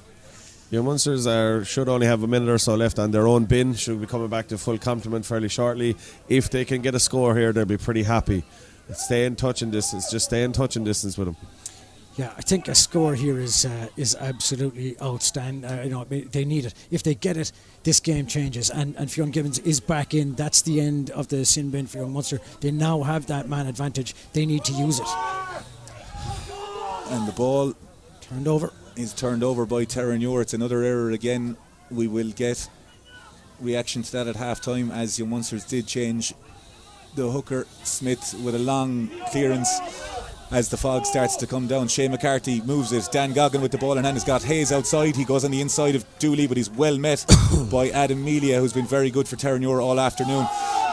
Dooley was offside and is inside. He gets a call from the touch judge. And those little errors there, Dan Mooney, Terenure, as much as Young Munsters have given them easy field position, Terenure are in the same vein. They're giving Young Munsters easy access to their half. That's brainless stuff. There was nothing on. There was a tidy defence waiting for any Young Munster carrier who may be there, and a player just overextends, rush of blood to the head, and suddenly it's free yards and the seventh penalty for Young Munster this match. Dan, you called a couple of minutes ago, you said Young Munsters will have their purple patch. They're having it. Terenure down to 14. They should be back to 15 fairly soon, but they cannot keep missing lineouts. Yeah. They have to turn this into scores. Even if they just get another 3 on the board, they have to convert here. Moore, the replacement, if you were just joining us, Alan Kennedy, the captain for Young Munsters, hadn't gone off. Dan Walsh has moved into the back row. The ball goes to the tail, and Moore again misses his man McNulty to Smith. And Smith, whether that's going to be the half time, it is half time, and Terenure College lead Young Munsters 12 points to 3. Dan Mooney, a stop-start first half, but intriguing nonetheless. Yeah, I mean, it's been highly entertaining to watch if this is your type of rugby, and for me it is. I like seeing these battles. I like seeing the kind of scrapping over half a yard just to make that half a yard, and both teams full-blooded, willing to go at each other for the sake of holding on to the ball and keeping possession a little bit longer.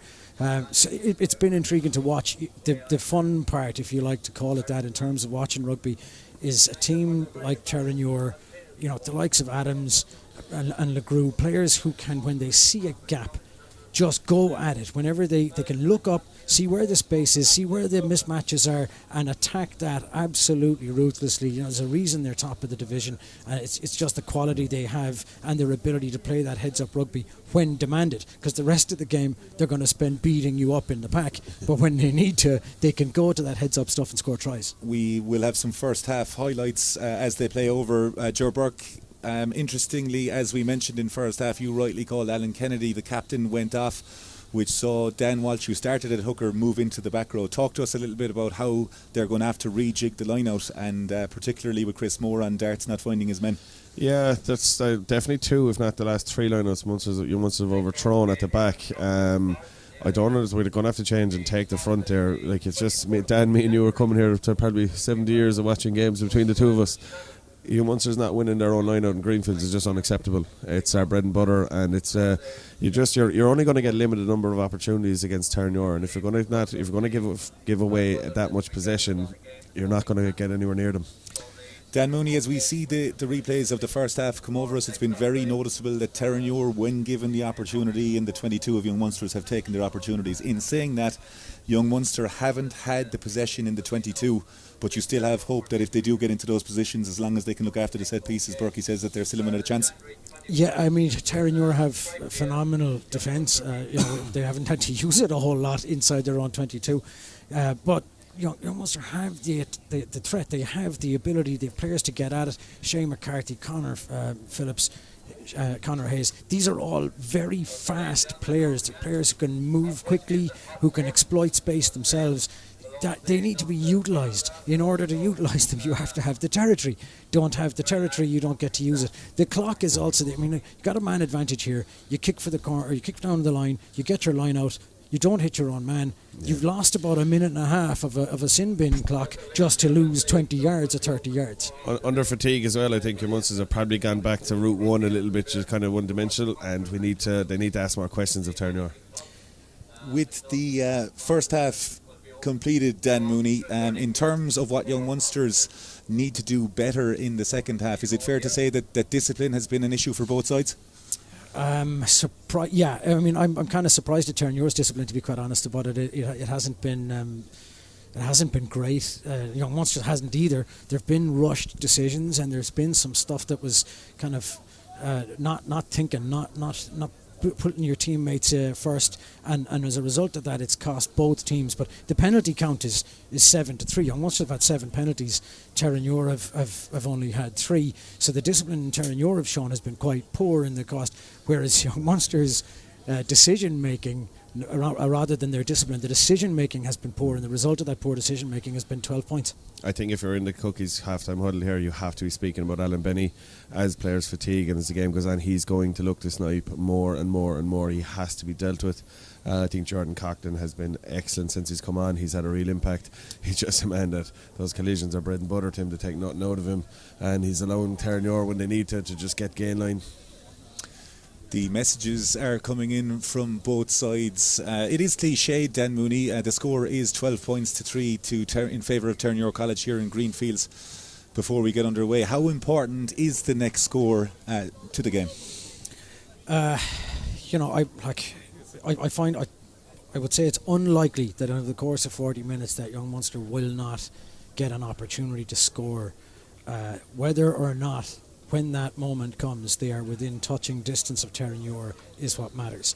So if Terenure manage to put another score on and extend this out past 14 points, then it becomes a mountain for Young Munster to climb. Whereas if they are to score, Young Munster score, and cut this down to perhaps a 2-point game again, well, then we're going to have a very interesting 40 minutes. So I don't want to say too much about next score wins or big next score cliches, but it is important here. Temperatures are below zero as the crowd return from the bar with their mulled wine and teas and coffees. Callum Smith has the ball in his hands. The players jumping up and down to keep themselves warm, but a well-attended game here in Greenfields in the Energia All-Ireland League as Callum Smith resumes the second half. The score 12 points to 3 in favour of Terenure as Fionn Gibbons clears it, well taken by Legrew, and it's Coughlin, and he's got the ball in his hand, gives it to Smith, who in turn moves it back to Melia.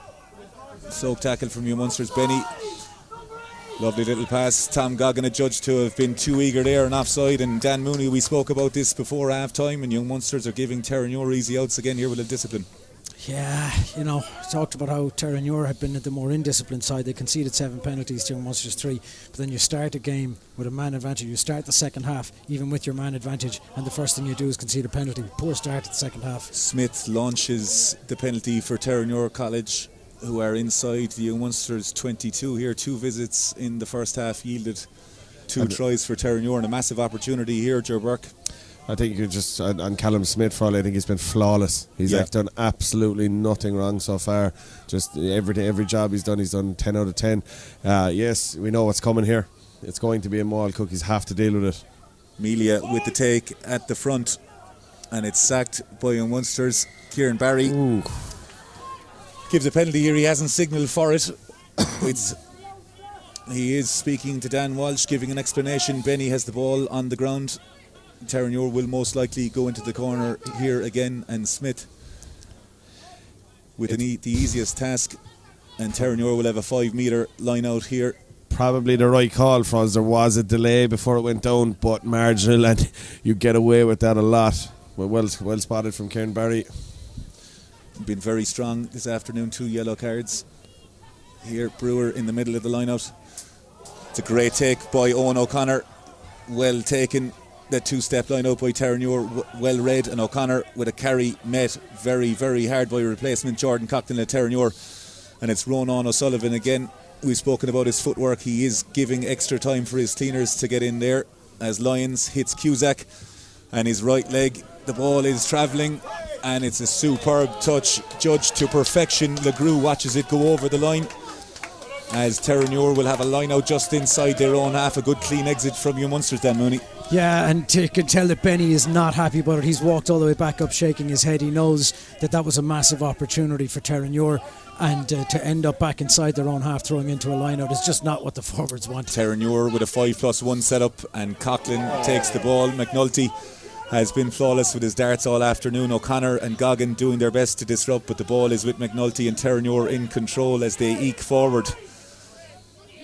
Benny has looked like a knock on in front of us here, but it's adjudged to be play on. The ball thrown back to Smith. Won't thank whoever threw that, but Walsh with a superb turnover from Young Munster's Ronan O'Sullivan, Dan Mooney spoke about Dan Walsh's lower centre of gravity, but Ronan O'Sullivan has been absolutely outstanding for Young Munsters this evening. We had a much better view of that than the referee, but I think Terenure did well to get away with that throw. It's interesting, anytime Young Munsters have got pressure, there has been a bit of a flutter.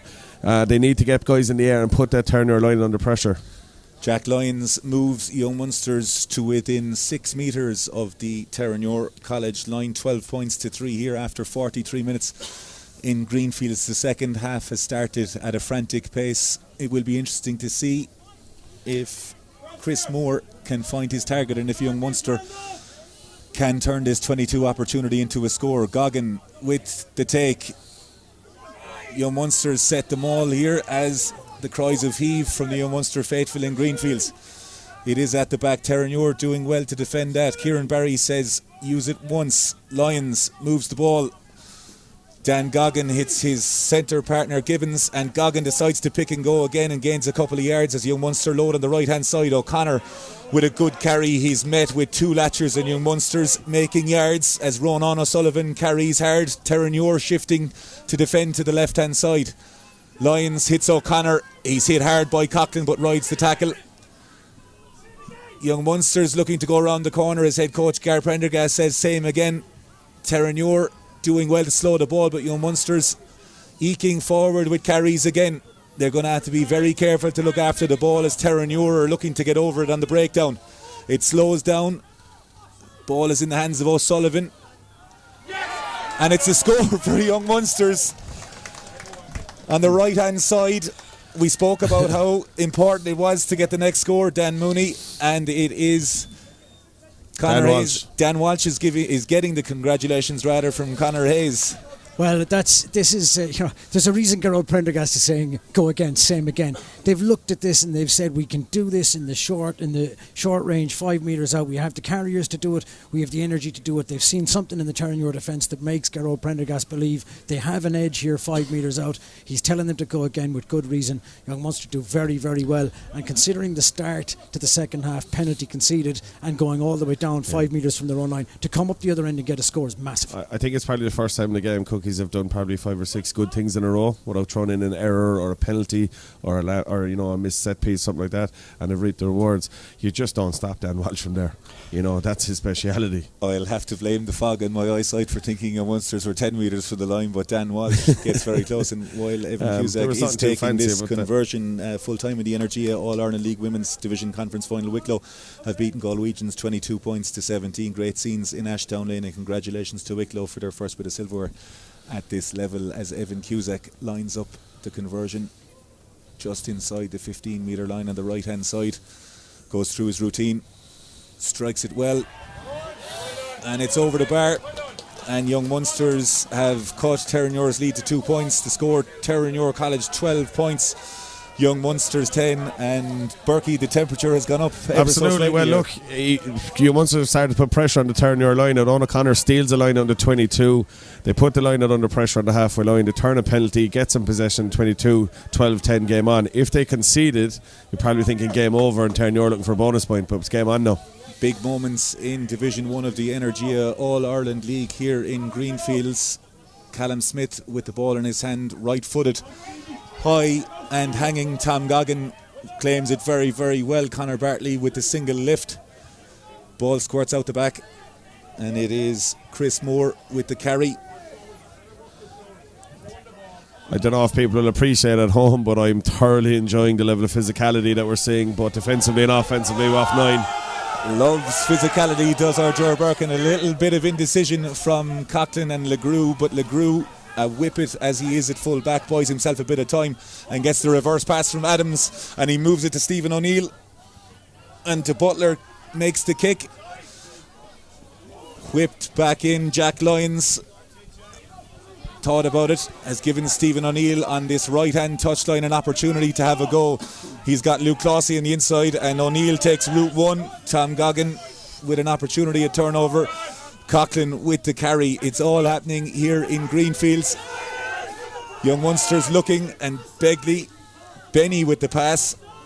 Smith, Kieran Barry sticks out the hand. Marcus Hannon, very, very elusive. A loose head prop for Terenure College. Brewer wants to move it. Smith with a little dink over the top. And Dan Walsh right in front of Kieran Barry. It's going to be interesting to see what is said here. He'll do well to get away without getting a yellow here. Ger Burke said pre-game that the dark arts were gone. They were well, they were arts in broad daylight. Yeah. There was nothing particularly mysterious about that one. He just openly went for it, and it looks as though he might have gotten away with it. Harrison Brewer looks not one bit happy with the referee for letting it go. A 3-point opportunity. Yeah. And it says a lot about what Young Munsters have done in the early parts of this game. The Terenure have decided, you know what, we're taking the points and we're going to move this out to 5. Don't want to be in a 2-point game, rather than going for the line as they had been doing earlier on. Absolutely. Look, it's become a one-score game. You take your points now. That's there's a lot of experience in that field. I think, look, again, another instance there, Terenure under pressure. Jordan Coughlin, big carry off 9, just, gives him a couple of metres. Just very simple, but so effective. Allows Terenure to regroup. Sean McNulty and Adam Melia make way for Terenure College, which sees John McKee come into the fold along with Mike Murphy, 2 very able replacements. As Caelan Dooley lines up the kick, Dan Mooney. It's been very evident, a piece of brilliance in the first half from Terenure, saw Craig Adams score, but errors are being punished on both sides here. Yeah, no, I mean, in a way it's not punished because the yellow card wasn't brought out. Should have been. Caelan Dooley's going to knock that. I mean, you can kick him from the car park, and as I said, he puts it wide. I'm kind of stunned by that. He's done such a good job kicking, and he's such a dependable kicker, and I'm kind of surprised that isn't 3 points. And if you're talking about punishing errors, that may very well be an error that comes back and is punished down the line. Our reliable statsman Maurice Hartree is in La Rochelle, so can't tell us when the last time Caelan Dooley missed a kick. But well, he had to miss one at some point. What's interesting is your Munsters are sending a shooter up on the outside a couple of times, been very effective. But the last 2 times they've done it, they've been punished for offside. I know they were playing advantage for that last penalty there.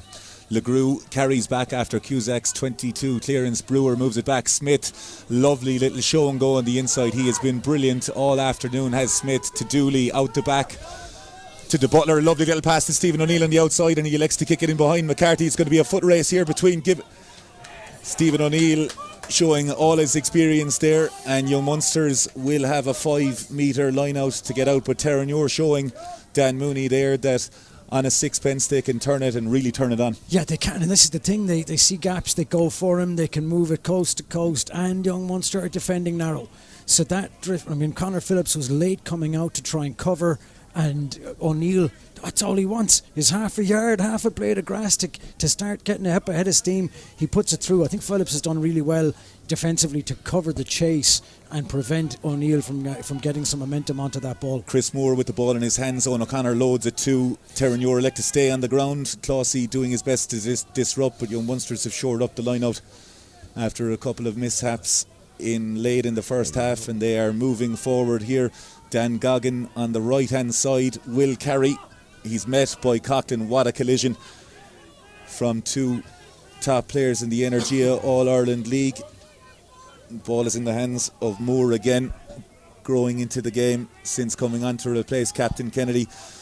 Cusack, cultured right boot, and brings play up to the 10-metre line where Terenure College will have the opportunity to launch another attack here. Burke, you spoke about Callum Smith. He's just been so eloquent, almost majestic like on the ball. To be fair, both him and Evan just doing the basics so well, giving both their sides a massive relief after boot when needed. Solid set piece there from Cookies, decent maul and then a quality exit. McKee, the replacement hooker for Terenure, has the ball in hands, and Brewer takes the ball very well at the front. Terenure have shifted this maul off the left foot towards the touchline. They've made 2 to 3 Young Munster's players redundant. Everything's still legal for the time being as Benny remonstrates. McKee with the carry. Ronan O'Sullivan puts his hand up, tells the referee he's onside and bought himself some time. Melia moves it to Smith out the back to Butler. Lovely little pass out to LeGroux. He's got Adams on his outside, scored a try in the first half. Adams goes, throws the ball back inside, still going on that left hand touchline. Terenure load up, and it's Coughlin getting over that gain line again. Young Munster's going to have to defend here big time. Marcus Hannon, good carry in Terenure when they generally get into this position, punish. And just as I say that, the ball does skew out. It's Dooley with an opportunity. The ball is loose, and it is just about touchdown. Hands on heads, collective sighs of relief on the Young Munster side, but Terenure there, the commentator's curse getting in. The pass doesn't quite go to hand, but again, electric stuff. Dan Mooney for Terenure in attack. Oh, look, it's the same thing that we saw with O'Neill on this near side when Phillips it was caught. Young Munster's a narrow. Phillips is too late drifting over, except it's on the far side this time. Young Munster's so narrow defending that when Terenure move it all the way out, there is space to run into, and suddenly they're scrambling, and then you see the support play from the guys like Coughlin. Coughlin covers the entire width of the pitch to be there ready to carry when eventually the player is brought to ground, and as he carries, he makes yards. It's just the thing he does. Berkey, those skill sets for Terenure to get into those wide channels are one thing, but to see the likes of Craig Adams and Stephen O'Neill and LeGroux, the footwork just buys them so much time, and Terenure click into those attacking shapes when they do get into the touchlines. Every time they've got the ball to width, when they move the ball say into that wide 15-metre channel, what's impressed me is their 15s and wingers are meeting the ball at full tilt. So difficult to defend that, and then forcing the full back to engage and then putting the ball behind them. Very simple rugby. Harry Fleming has joined the fray for Young Munsters. A couple of very good performances from him in the last couple of games, starting with the win against Clontarf, which has seen Young Munsters win 3 games from 3. They're currently 2 points down as Evan Cusack finds Coughlin. Coughlin bringing the ball to the line and carrying, bouncing off Owen O'Connor. Benny again elects to go down the touchline to Butler. Moves so well with the ball in 2 hands and very hard to defend for Young Munsters. Coughlin again with a big carry close in.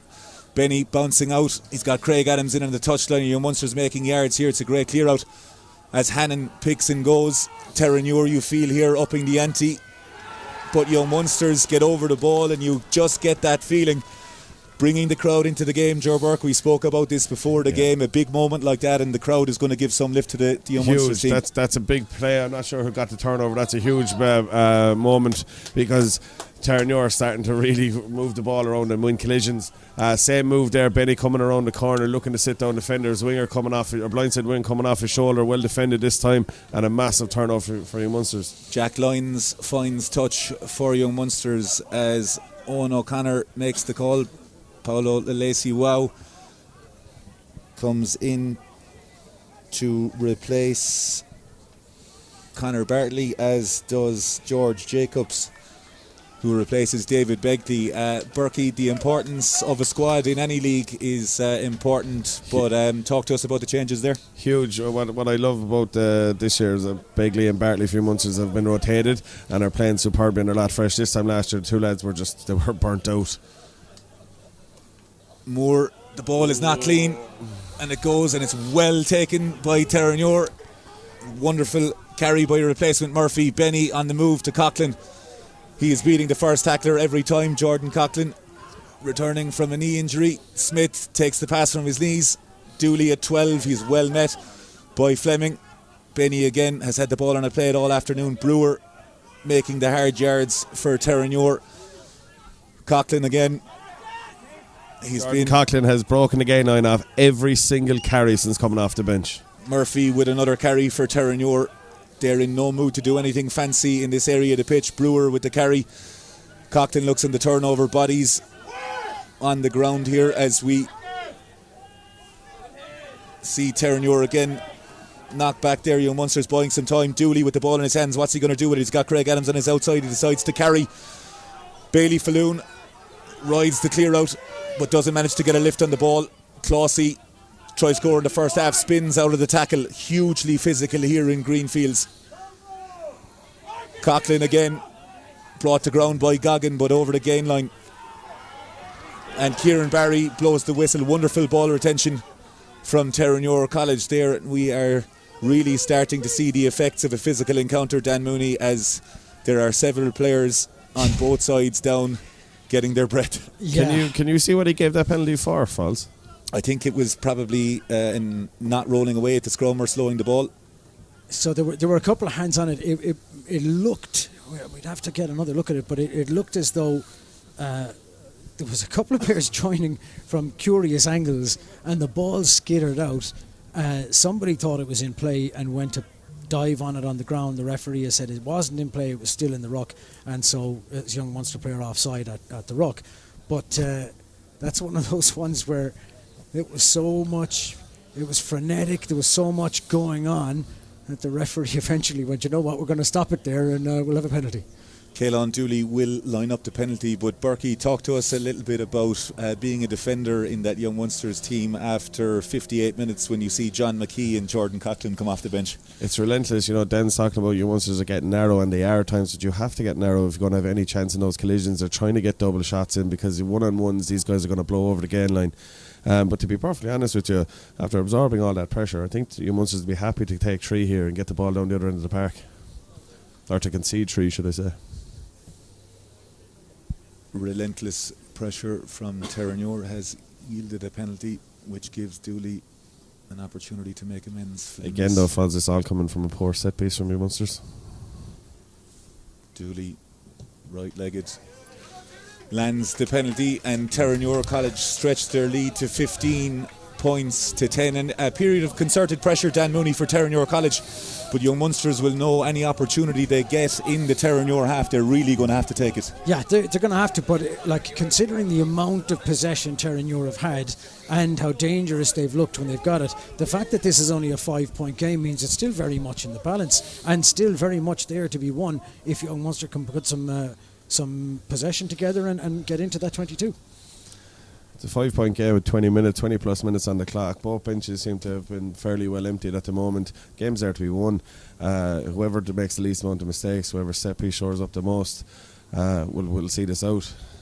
Young Munsters will be pretty happy, I think. You know, they haven't had many opportunities this half. The one they did have, they took. Dan Walsh getting the head strapped up, leading by example for Young Munsters all afternoon as the fog does come in. I cannot tell you how cold it is in Greenfields this afternoon, and a huge, I must commend crowds on both sides, the large Terenure College travelling support and Young Munsters as Evan Cusack gets ready to restart the game as we enter the final quarter. High hanging kick, Closey takes very well there. Marcus Hannon sets them all, and Terenure decide. Smith carried back in and drives it down the field. Shea McCarthy is underneath this. He's got Conor Hayes on his right hand side. He takes it from Hayes, who has a cannon of a boot, and the spiral is going to come back in field, and LeGroux has it over on that left hand touchline, right legged. No nonsense from LeGroux, and Young Munsters will have a line out 6 metres inside the Terenure half. They'll be happy with that. Yeah, it's a bit of kick tennis. You see it every now and again, and the winner of the kick tennis game is whoever ends up with the territory. So inside in the Terenure half, the problem, of course, is that Young Munster's line-out has been so ineffective, and Mealy and Brewer have been so good at getting up and disrupting and putting pressure on Moore's throw. So Terenure will be relatively happy with it as well. Young Munsters with the line-out as the fog comes in. Chris Moore finds O'Connor. Sensible call there from Munsters. Take it at the front, just make sure you keep possession and put Terenure under some pressure. Young Munsters out to the touchline with Shea McCarthy. O'Sullivan Good footwork again, gets on the outside of Dooley. It's a good carry from O'Sullivan. I think you've seen an exceptional performance from a lot of back rows today on both sides. Ron O'Sullivan been outstanding. Lacey, wow, with a great carry. Again, Young Munsters. Dan Walsh struggling down here in front of us. Fleming hits Goggin, who's got Conor Phillips on his outside. Dan Goggin again. Young Munsters.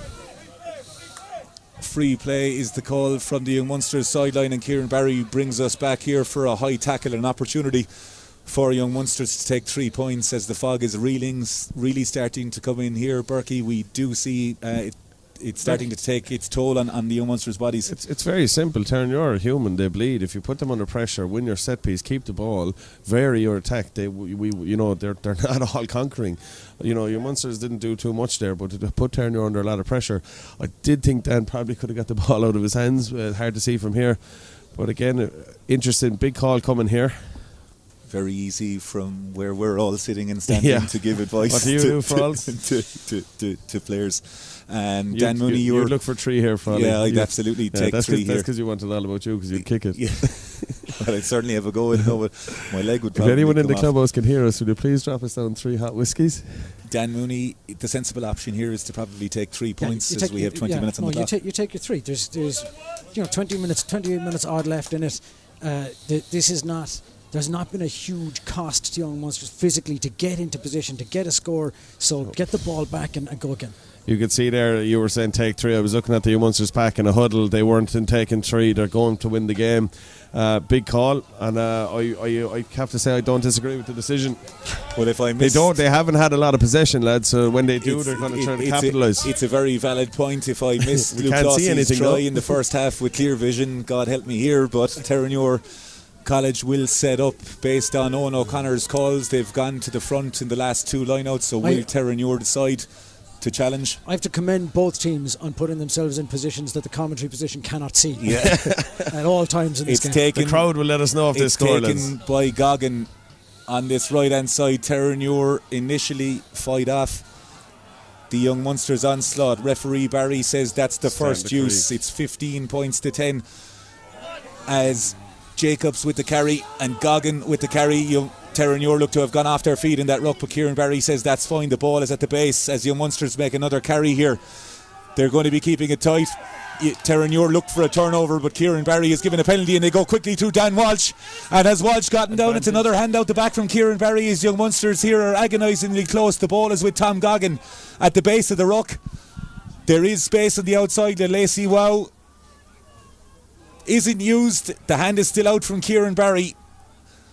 Ronan O'Sullivan has the ball in his hand. Very difficult to see on both sides here, but patience are needed. It's a big carry there from Young Munsters, and it's a great score from George Jacobs, the sub front rower who is there. So Dan Mooney, you take the 3, do you know? Unbelievable from Young Munsters. We spoke about Burke, about Terenure having an opportunity in the 22 down in Young Munsters half, but Young Munsters taking their chances when they arise. Initially, absolutely outstanding maul defence from Terenure. They put on a bit of an exhibition in that today. Had Young Munsters gone back, but again, Young Munsters very, very patient, nothing fancy, keeping possession and just allowing the big men to get us over the game line, and eventually, that's a yellow card. That's a huge moment and a huge momentum swing. Cookies have been in there, been down the Terenure line twice, Frawley, and they've scored twice. Yeah, a yellow card for Terenure College. No, it's. We will bring that to you as we get it. Adam Chute, I think. Yeah, Adam Chute with a yellow card there. Extremely foggy here in Greenfields. Well, you could tell there were 2 or 3 times that Young Munsters carried. They were a metre out. 2 or 3 times they've carried, and the referee, but every time he's putting his hand out. So after a couple, you have to say at a certain point there's an Evan Cusack adds the extras and tells a couple of the Terenure players what time it is in Greenfields this evening. But Young Munsters are now. The score reads 15. I've been very impressed with Young Munsters' calmness and composure when they've got into the 22. Yeah, 17-15 with the conversion added, and that'll reflect in the graphic as soon as we can. A lot of rugby still to be played. 4 visits for Young Munster, 17 points. 6 visits for Terenure, 15 points. Says a lot about the defensive shift Young Munster put in. All came from a turnover in Young Munster's 22 on the floor. Big moment. Cookies then, win a couple of set pieces, put Terenure under pressure.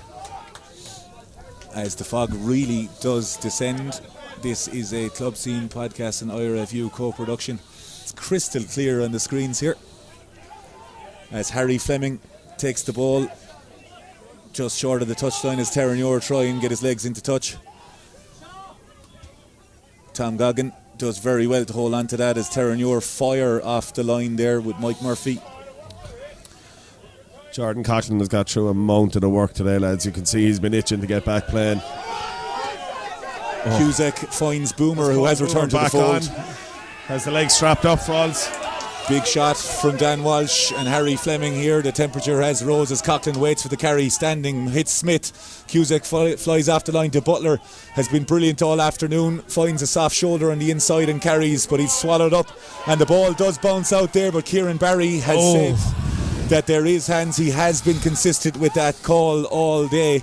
It may have taken 67 minutes, from maybe the cold is why the game has fired into life, but this is on a knife edge here in Greenfields. It's phenomenal, really, the amount of territory and possession that Terenure have had. But as noted on the podcast during the week, they've had bonus point wins for 7 out of 8 games. And then they showed last week the character they have against Trinity in a game where they weren't firing and weren't doing well to dig out the win. They'll be keen to replicate that again this week.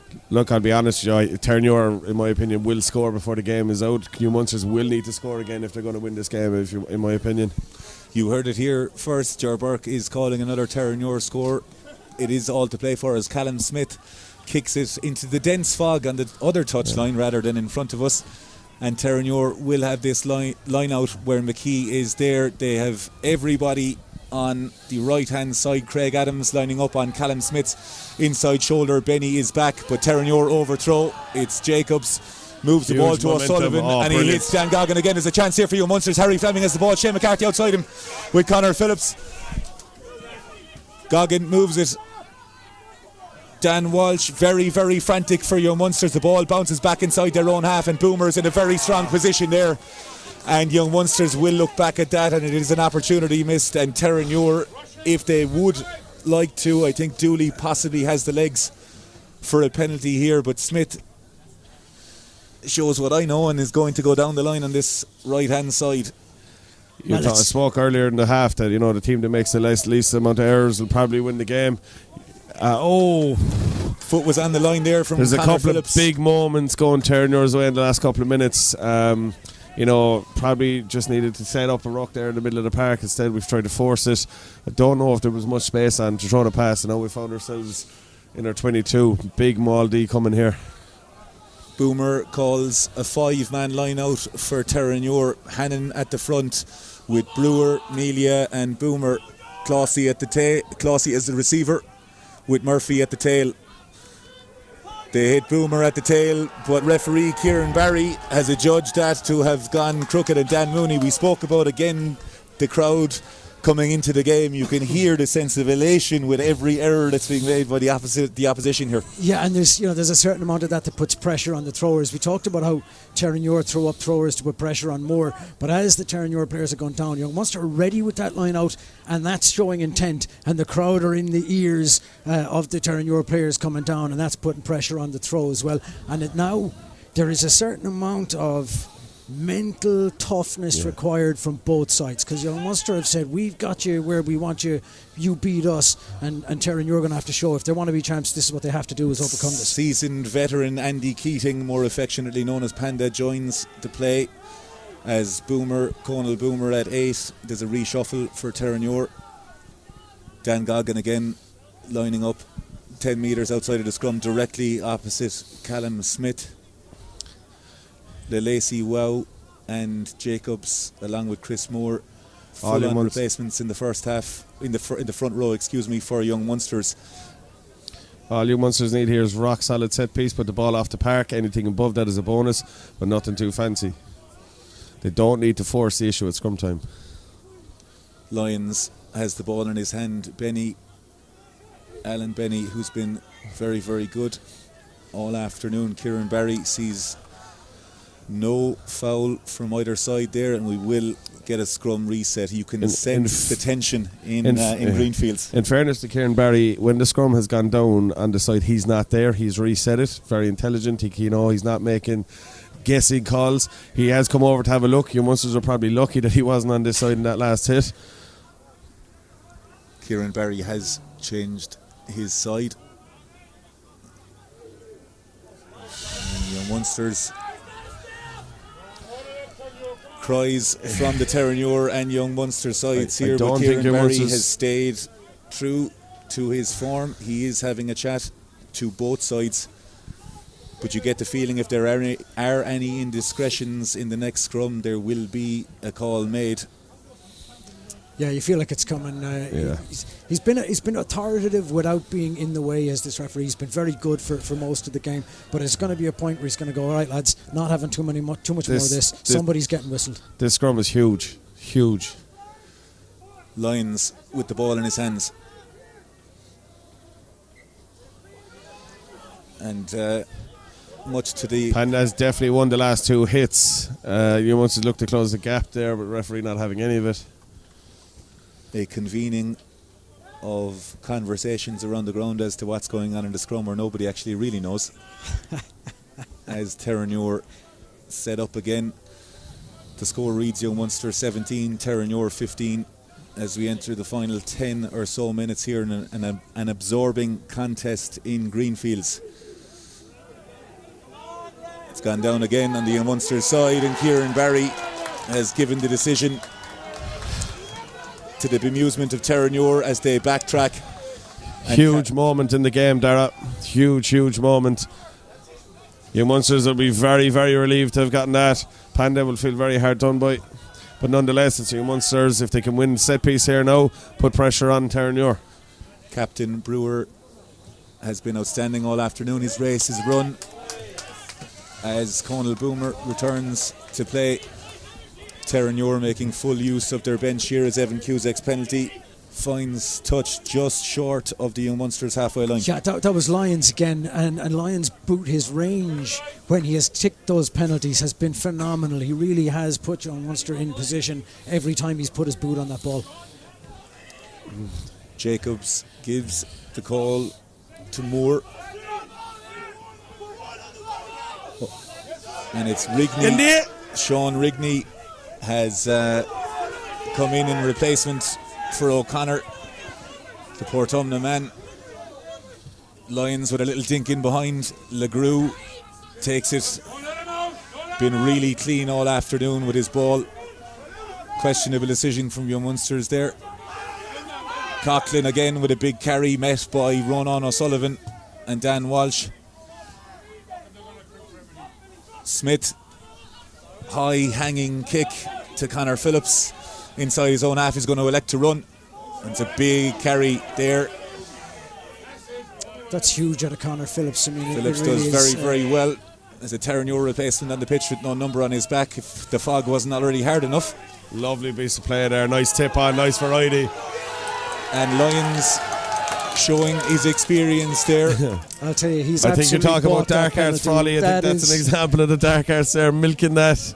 I think Young Munsters knew exactly what they were doing there. But that slight bit of variation, not just being one-dimensional off 9, that tip on, lovely piece of play, gets over the gain line for Trudas. Dan Mooney, we saw Conor Phillips have a little chat with Jack Lyons there, wondering why there was a little dink in behind. Young Munsters are really going to have to hold on to this ball and play in the right areas of the field. Yeah, I mean, you're talking about 7-8 minutes left in this, and if you're smart about it, and if your tactics are right, this is where you want, and like, get a score if you can. But there's absolutely no rush on that. Take your time, go slow. Terenure are hungry for this, though. You know full well that they still think this game is there to be won. If they can get their hands on that ball, they can still win this one. It's another super kick out of Jack. It's very simple. You Munsters stay down here now as long as they can. A score is a bonus, but they stay down here. Jack Lyons with the penalty moves Terenure back into their own 22 as Moore throws. Rigney with the take, 4 3/4 metres over the 5 metre line. The Young Munster maul is set as Terenure push them towards the touchline. Lyons has Dan Goggin on his outside. They've got Evan Cusack and Harry Fleming. Lyons foraging for the ball in this maul, and he has it, and it's in hands of Goggin, and Goggin elects for a crossfield kick. It's a lovely little kick, and it's going to be taken by Hayes, and Hayes is on the inside, and he throws it, and it's going to be McCarthy, and McCarthy, he's in. Is McCarthy in? The try is given. Yes! A wonderful try by McCarthy. Unbelievable play from Young Munsters here. Dan Goggin with a fantastic crossfield kick that nobody was expecting, well claimed by Conor Hayes, and McCarthy with an outstanding finish for Young Munsters in the dense fog. Absolutely incredible piece of play there. When Dan went to drop it to kick the ball, I was kind of screaming no, but absolutely exquisite play, rugby. Yeah, I like that the picture shows us exactly what's going on, which is a Young Munsters back row celebrating, and that's as much confirmation as we have that a try was scored. All we need to know is that there was a try scored. The creativity from Young Munsters there. Burke was quite something else. Terenure were loading up on Dan Goggin. Perhaps their defensive line was pulled to the inside, which gave the additional space on the outside. Very simple, Frawley. When Young Munsters line out has worked, they've been excellent. Yeah, it looks like there's been a change in terms of the decision making there as well, and it's just been front, hit the front man, get set up, Absolutely. go from there. And of course, why overcomplicate it? If that's going to work for you and that's going to give you the platform you need to get moving, just do it. Somewhere over in the fog, Evan Cusack lines up a conversion from the right hand side. You may hear the crowd. Let us know whether this one goes up. Visibility becoming very poor here, but Cusack strikes very hard with the right foot. And it's a superb strike by Cusack, and that does bring the score to Young Munsters 23, Terenure 15 here in Greenfields.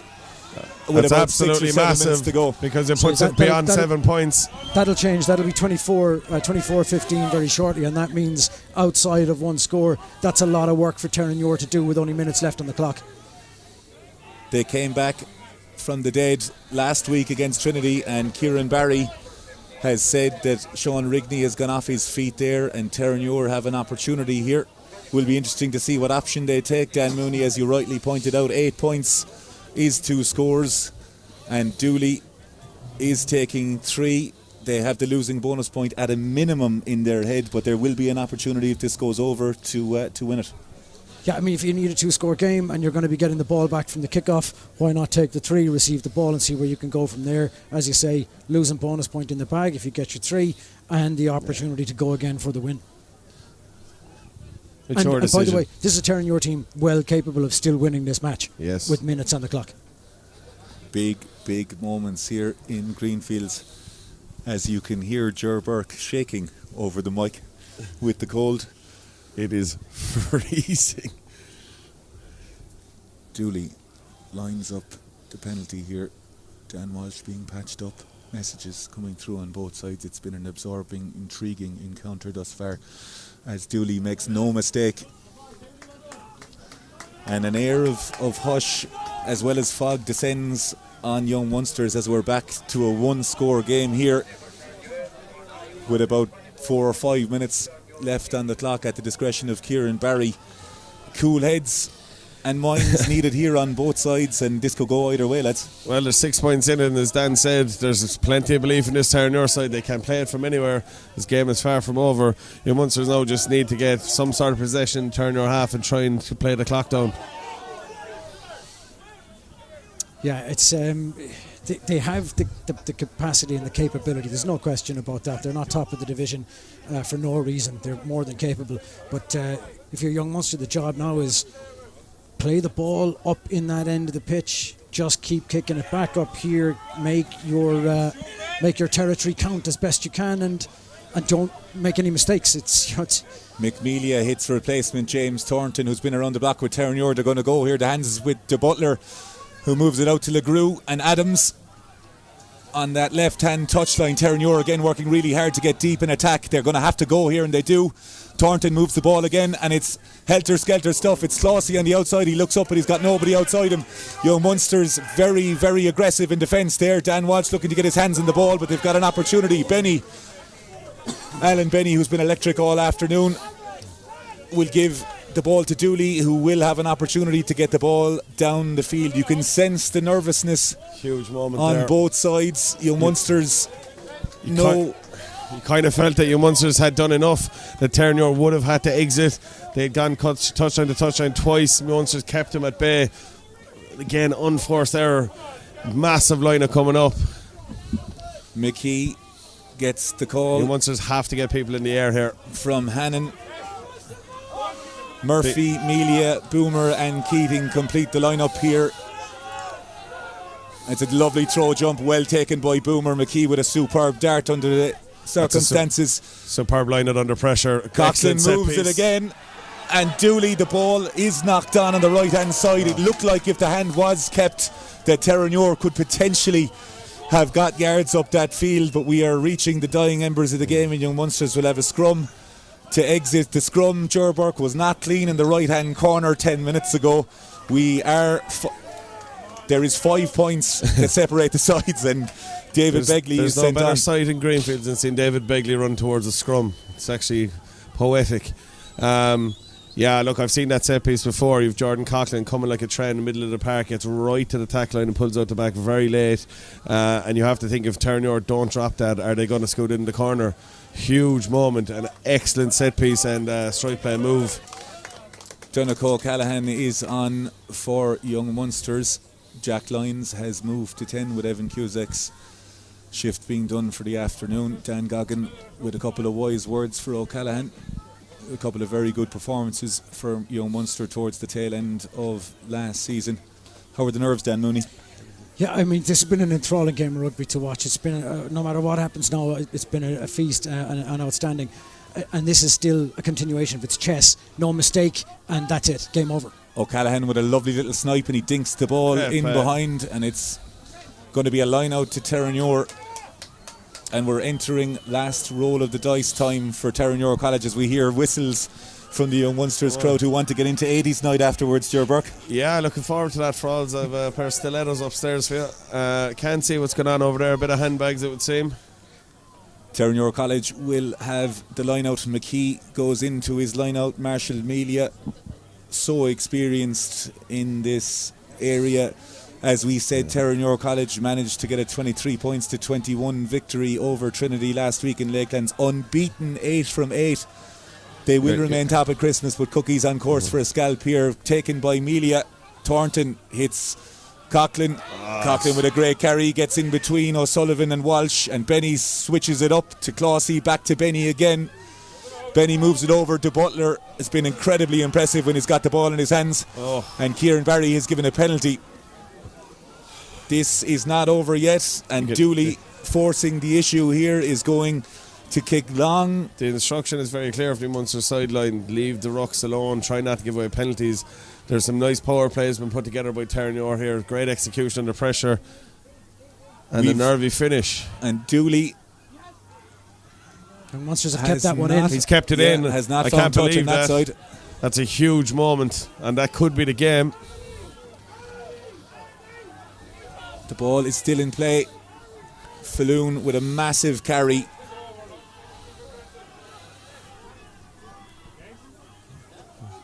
Young Munster's bench, hands and bated breath holding here. Trying to eke down the clock here. We can assume there's only seconds left in the way the Cookies are playing here. Terenure looking for a turnover, and they've got it. Kieran Barry has given it, saying holding on. And Terenure will get another opportunity. Dooley, with a rare, uncharacteristic miss of touch, will look to just put this into touch. And you get the feeling we might be in the last couple of minutes, but this is by no means over. Christ. If you're going to play like that and just play off 9 to try and keep possession, to keep the ball, you have to be incredibly disciplined, not to go off feet, not to pre-latch, and to work hard on the floor. Poor from your Munsters. My compliments to anyone watching at home who's able to actually see what's going on through all the fog. It's so hard to ascertain from where we are, but it's been enthralling from start to finish. It's been, tactical, intriguing game of chess, shadow boxing at times, and there's been some great rugby played in the middle of it all. And it's coming down to the wire. And what more do you want out of a game? It's going to be a huge finish. I put my house in the fact that Terenure are going to maul this. And you Munsters have to deal with it. Firstly, try and get pressure in the air. But in fairness, the last couple of throws from Terenure have been absolutely immaculate.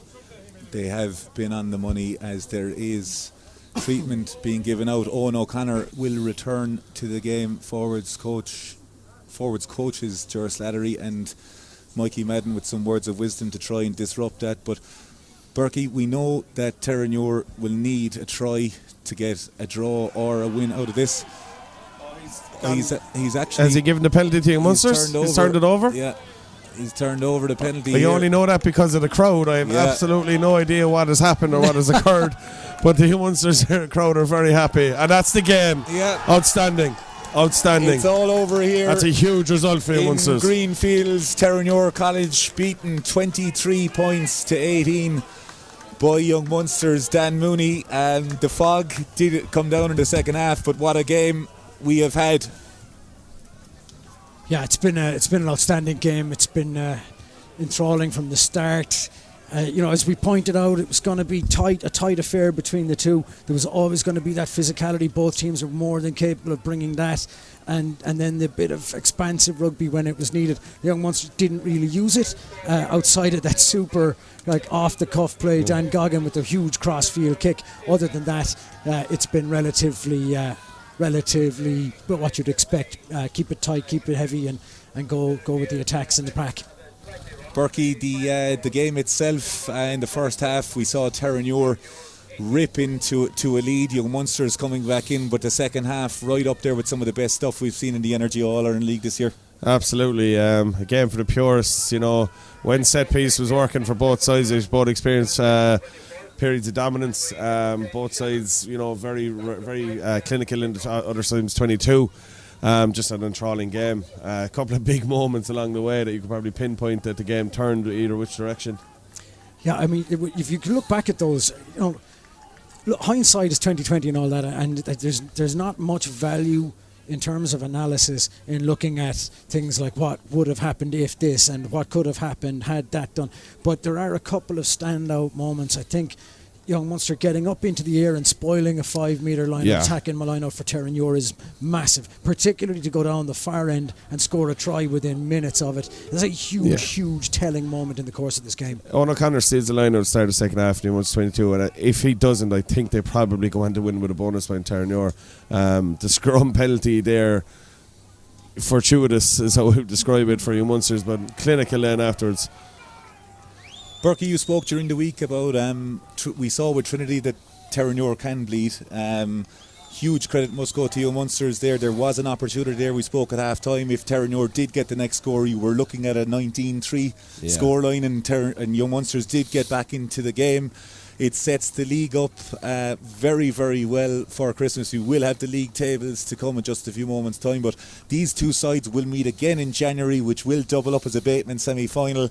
Clontarf are still in the mix, and Trinity are in the mix. Division 1A of the Energia All-Ireland League, as well as Con and other teams.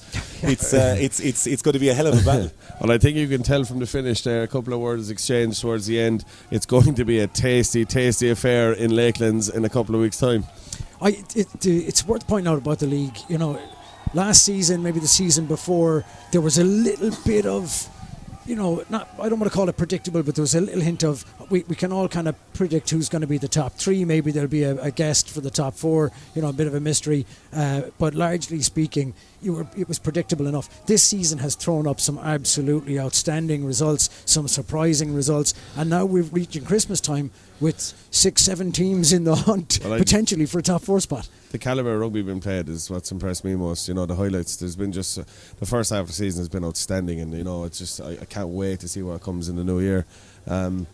Terenure will come back stronger from this, but absolute massive momentum for Young Munsters. This time last year we were a tired squad.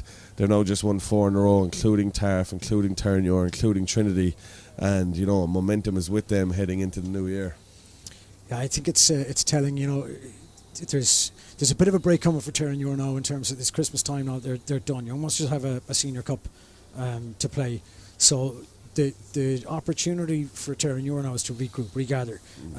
As you know, you talked about it in the podcast during the week. 45 players turning up for first team training. It's a huge squad, and they show all the signs of a very together squad, a very unified squad. They will bounce back. But for Young Munster, a week out from a senior cup match, there's a couple of pivotal moments in the second half that Terenure will be able to pinpoint as to why they probably came out on the wrong side of that result, but they're going to come back stronger from this. Indeed, they will.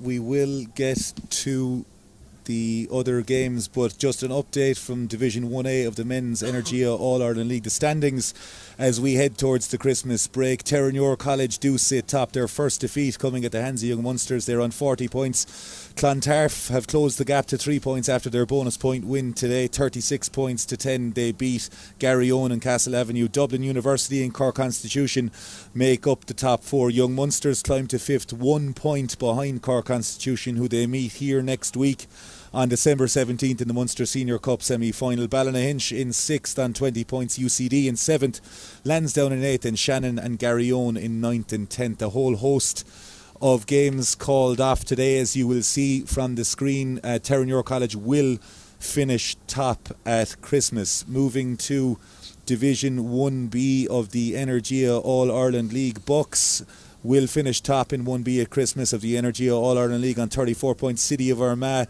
next in second, St Mary's College in third, and Highfield move back into the top 4 position to which they've become so accustomed to over the last number of seasons. Wesley and Old Belvedere, the Dublin duo, make up 5th and 6th, and UCC, Naas, Banbridge and Malone facing 7th, 8th, 9th and 10th. As we have said, there have been a whole host of games called off, 14 in total due to the inclement weather across the country of Ireland today. Perfect mulled wine.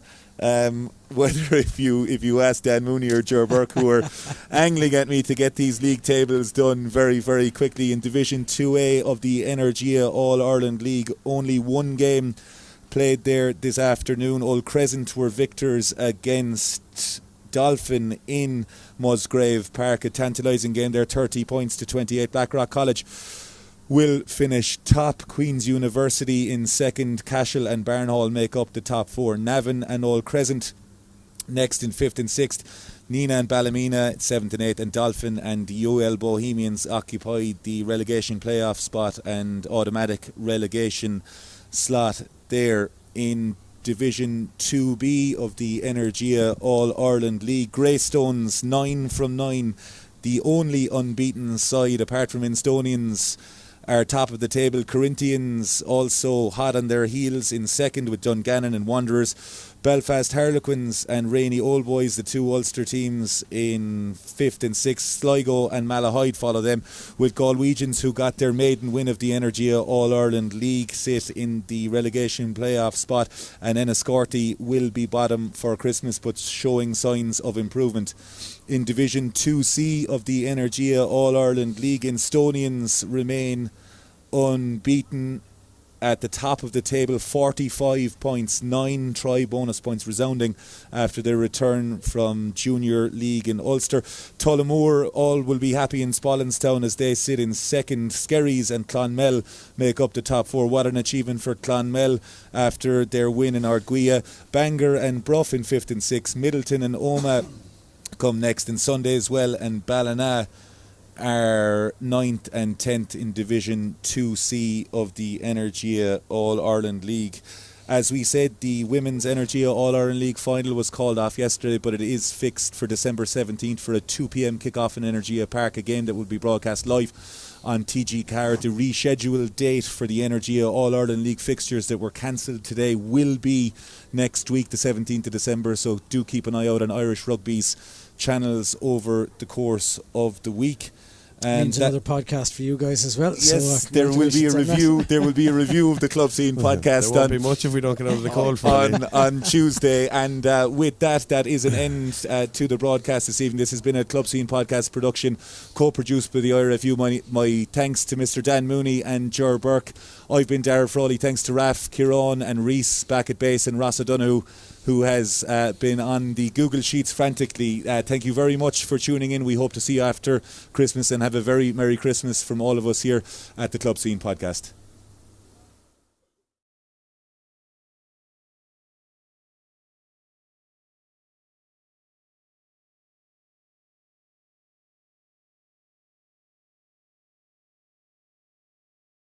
the scrum. Benny Rock solid scrum straight again. to Dooley, out the back to Smith. It's Legrue, a little dink in behind. The ball is bouncing, it's there, and Terenure, they're in. Terenure have scored a wonderful try. Right footed strike. It's a superb strike from Dooley, and it just kisses the out. We're a second row, used to play in the centre and the wide flanks. Fantastic collision from Alan Kennedy. This is just the way this game is shaping up, and Absolutely beautiful execution there. Throw comes first when that happens. As chase on here between Connor Phillips and Hayes. The game sparks into life there. Dan Mooney. First line out goes askew, and it's McNulty on the charge. Move Adam, he's got around McCarthy. Adams, Connor Hayes looks to bring him down. He's 3 metres short of the line here. Terenure with an opportunity. Hayes looks to bring him down. He's 3 metres short of the line here. Terenure with an opportunity. Quick ball is going to be needed. Brewer forks it out.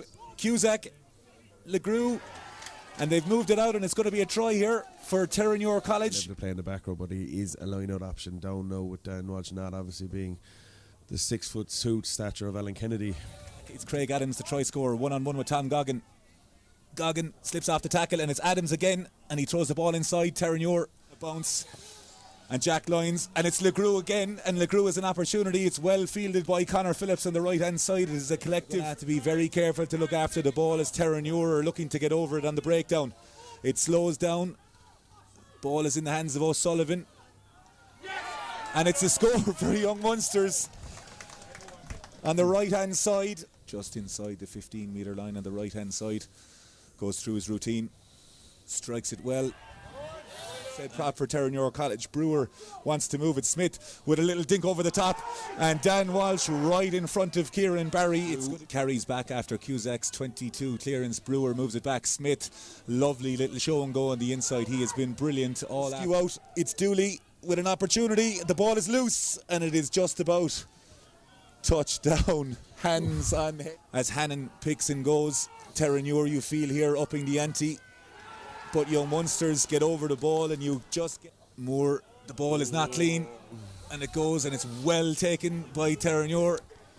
Wonderful carry by right-legged.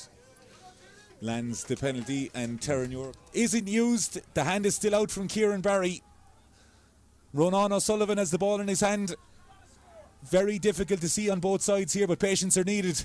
It's a big carry there from Young Munsters, and it's a great score from George. Dan Walsh, very, very frantic for Young Munsters. The ball bounces back inside their own half, and Boomer's in a very strong position there. It's gone down again on the Young Munsters side, and Kieran Barry. Nice variety.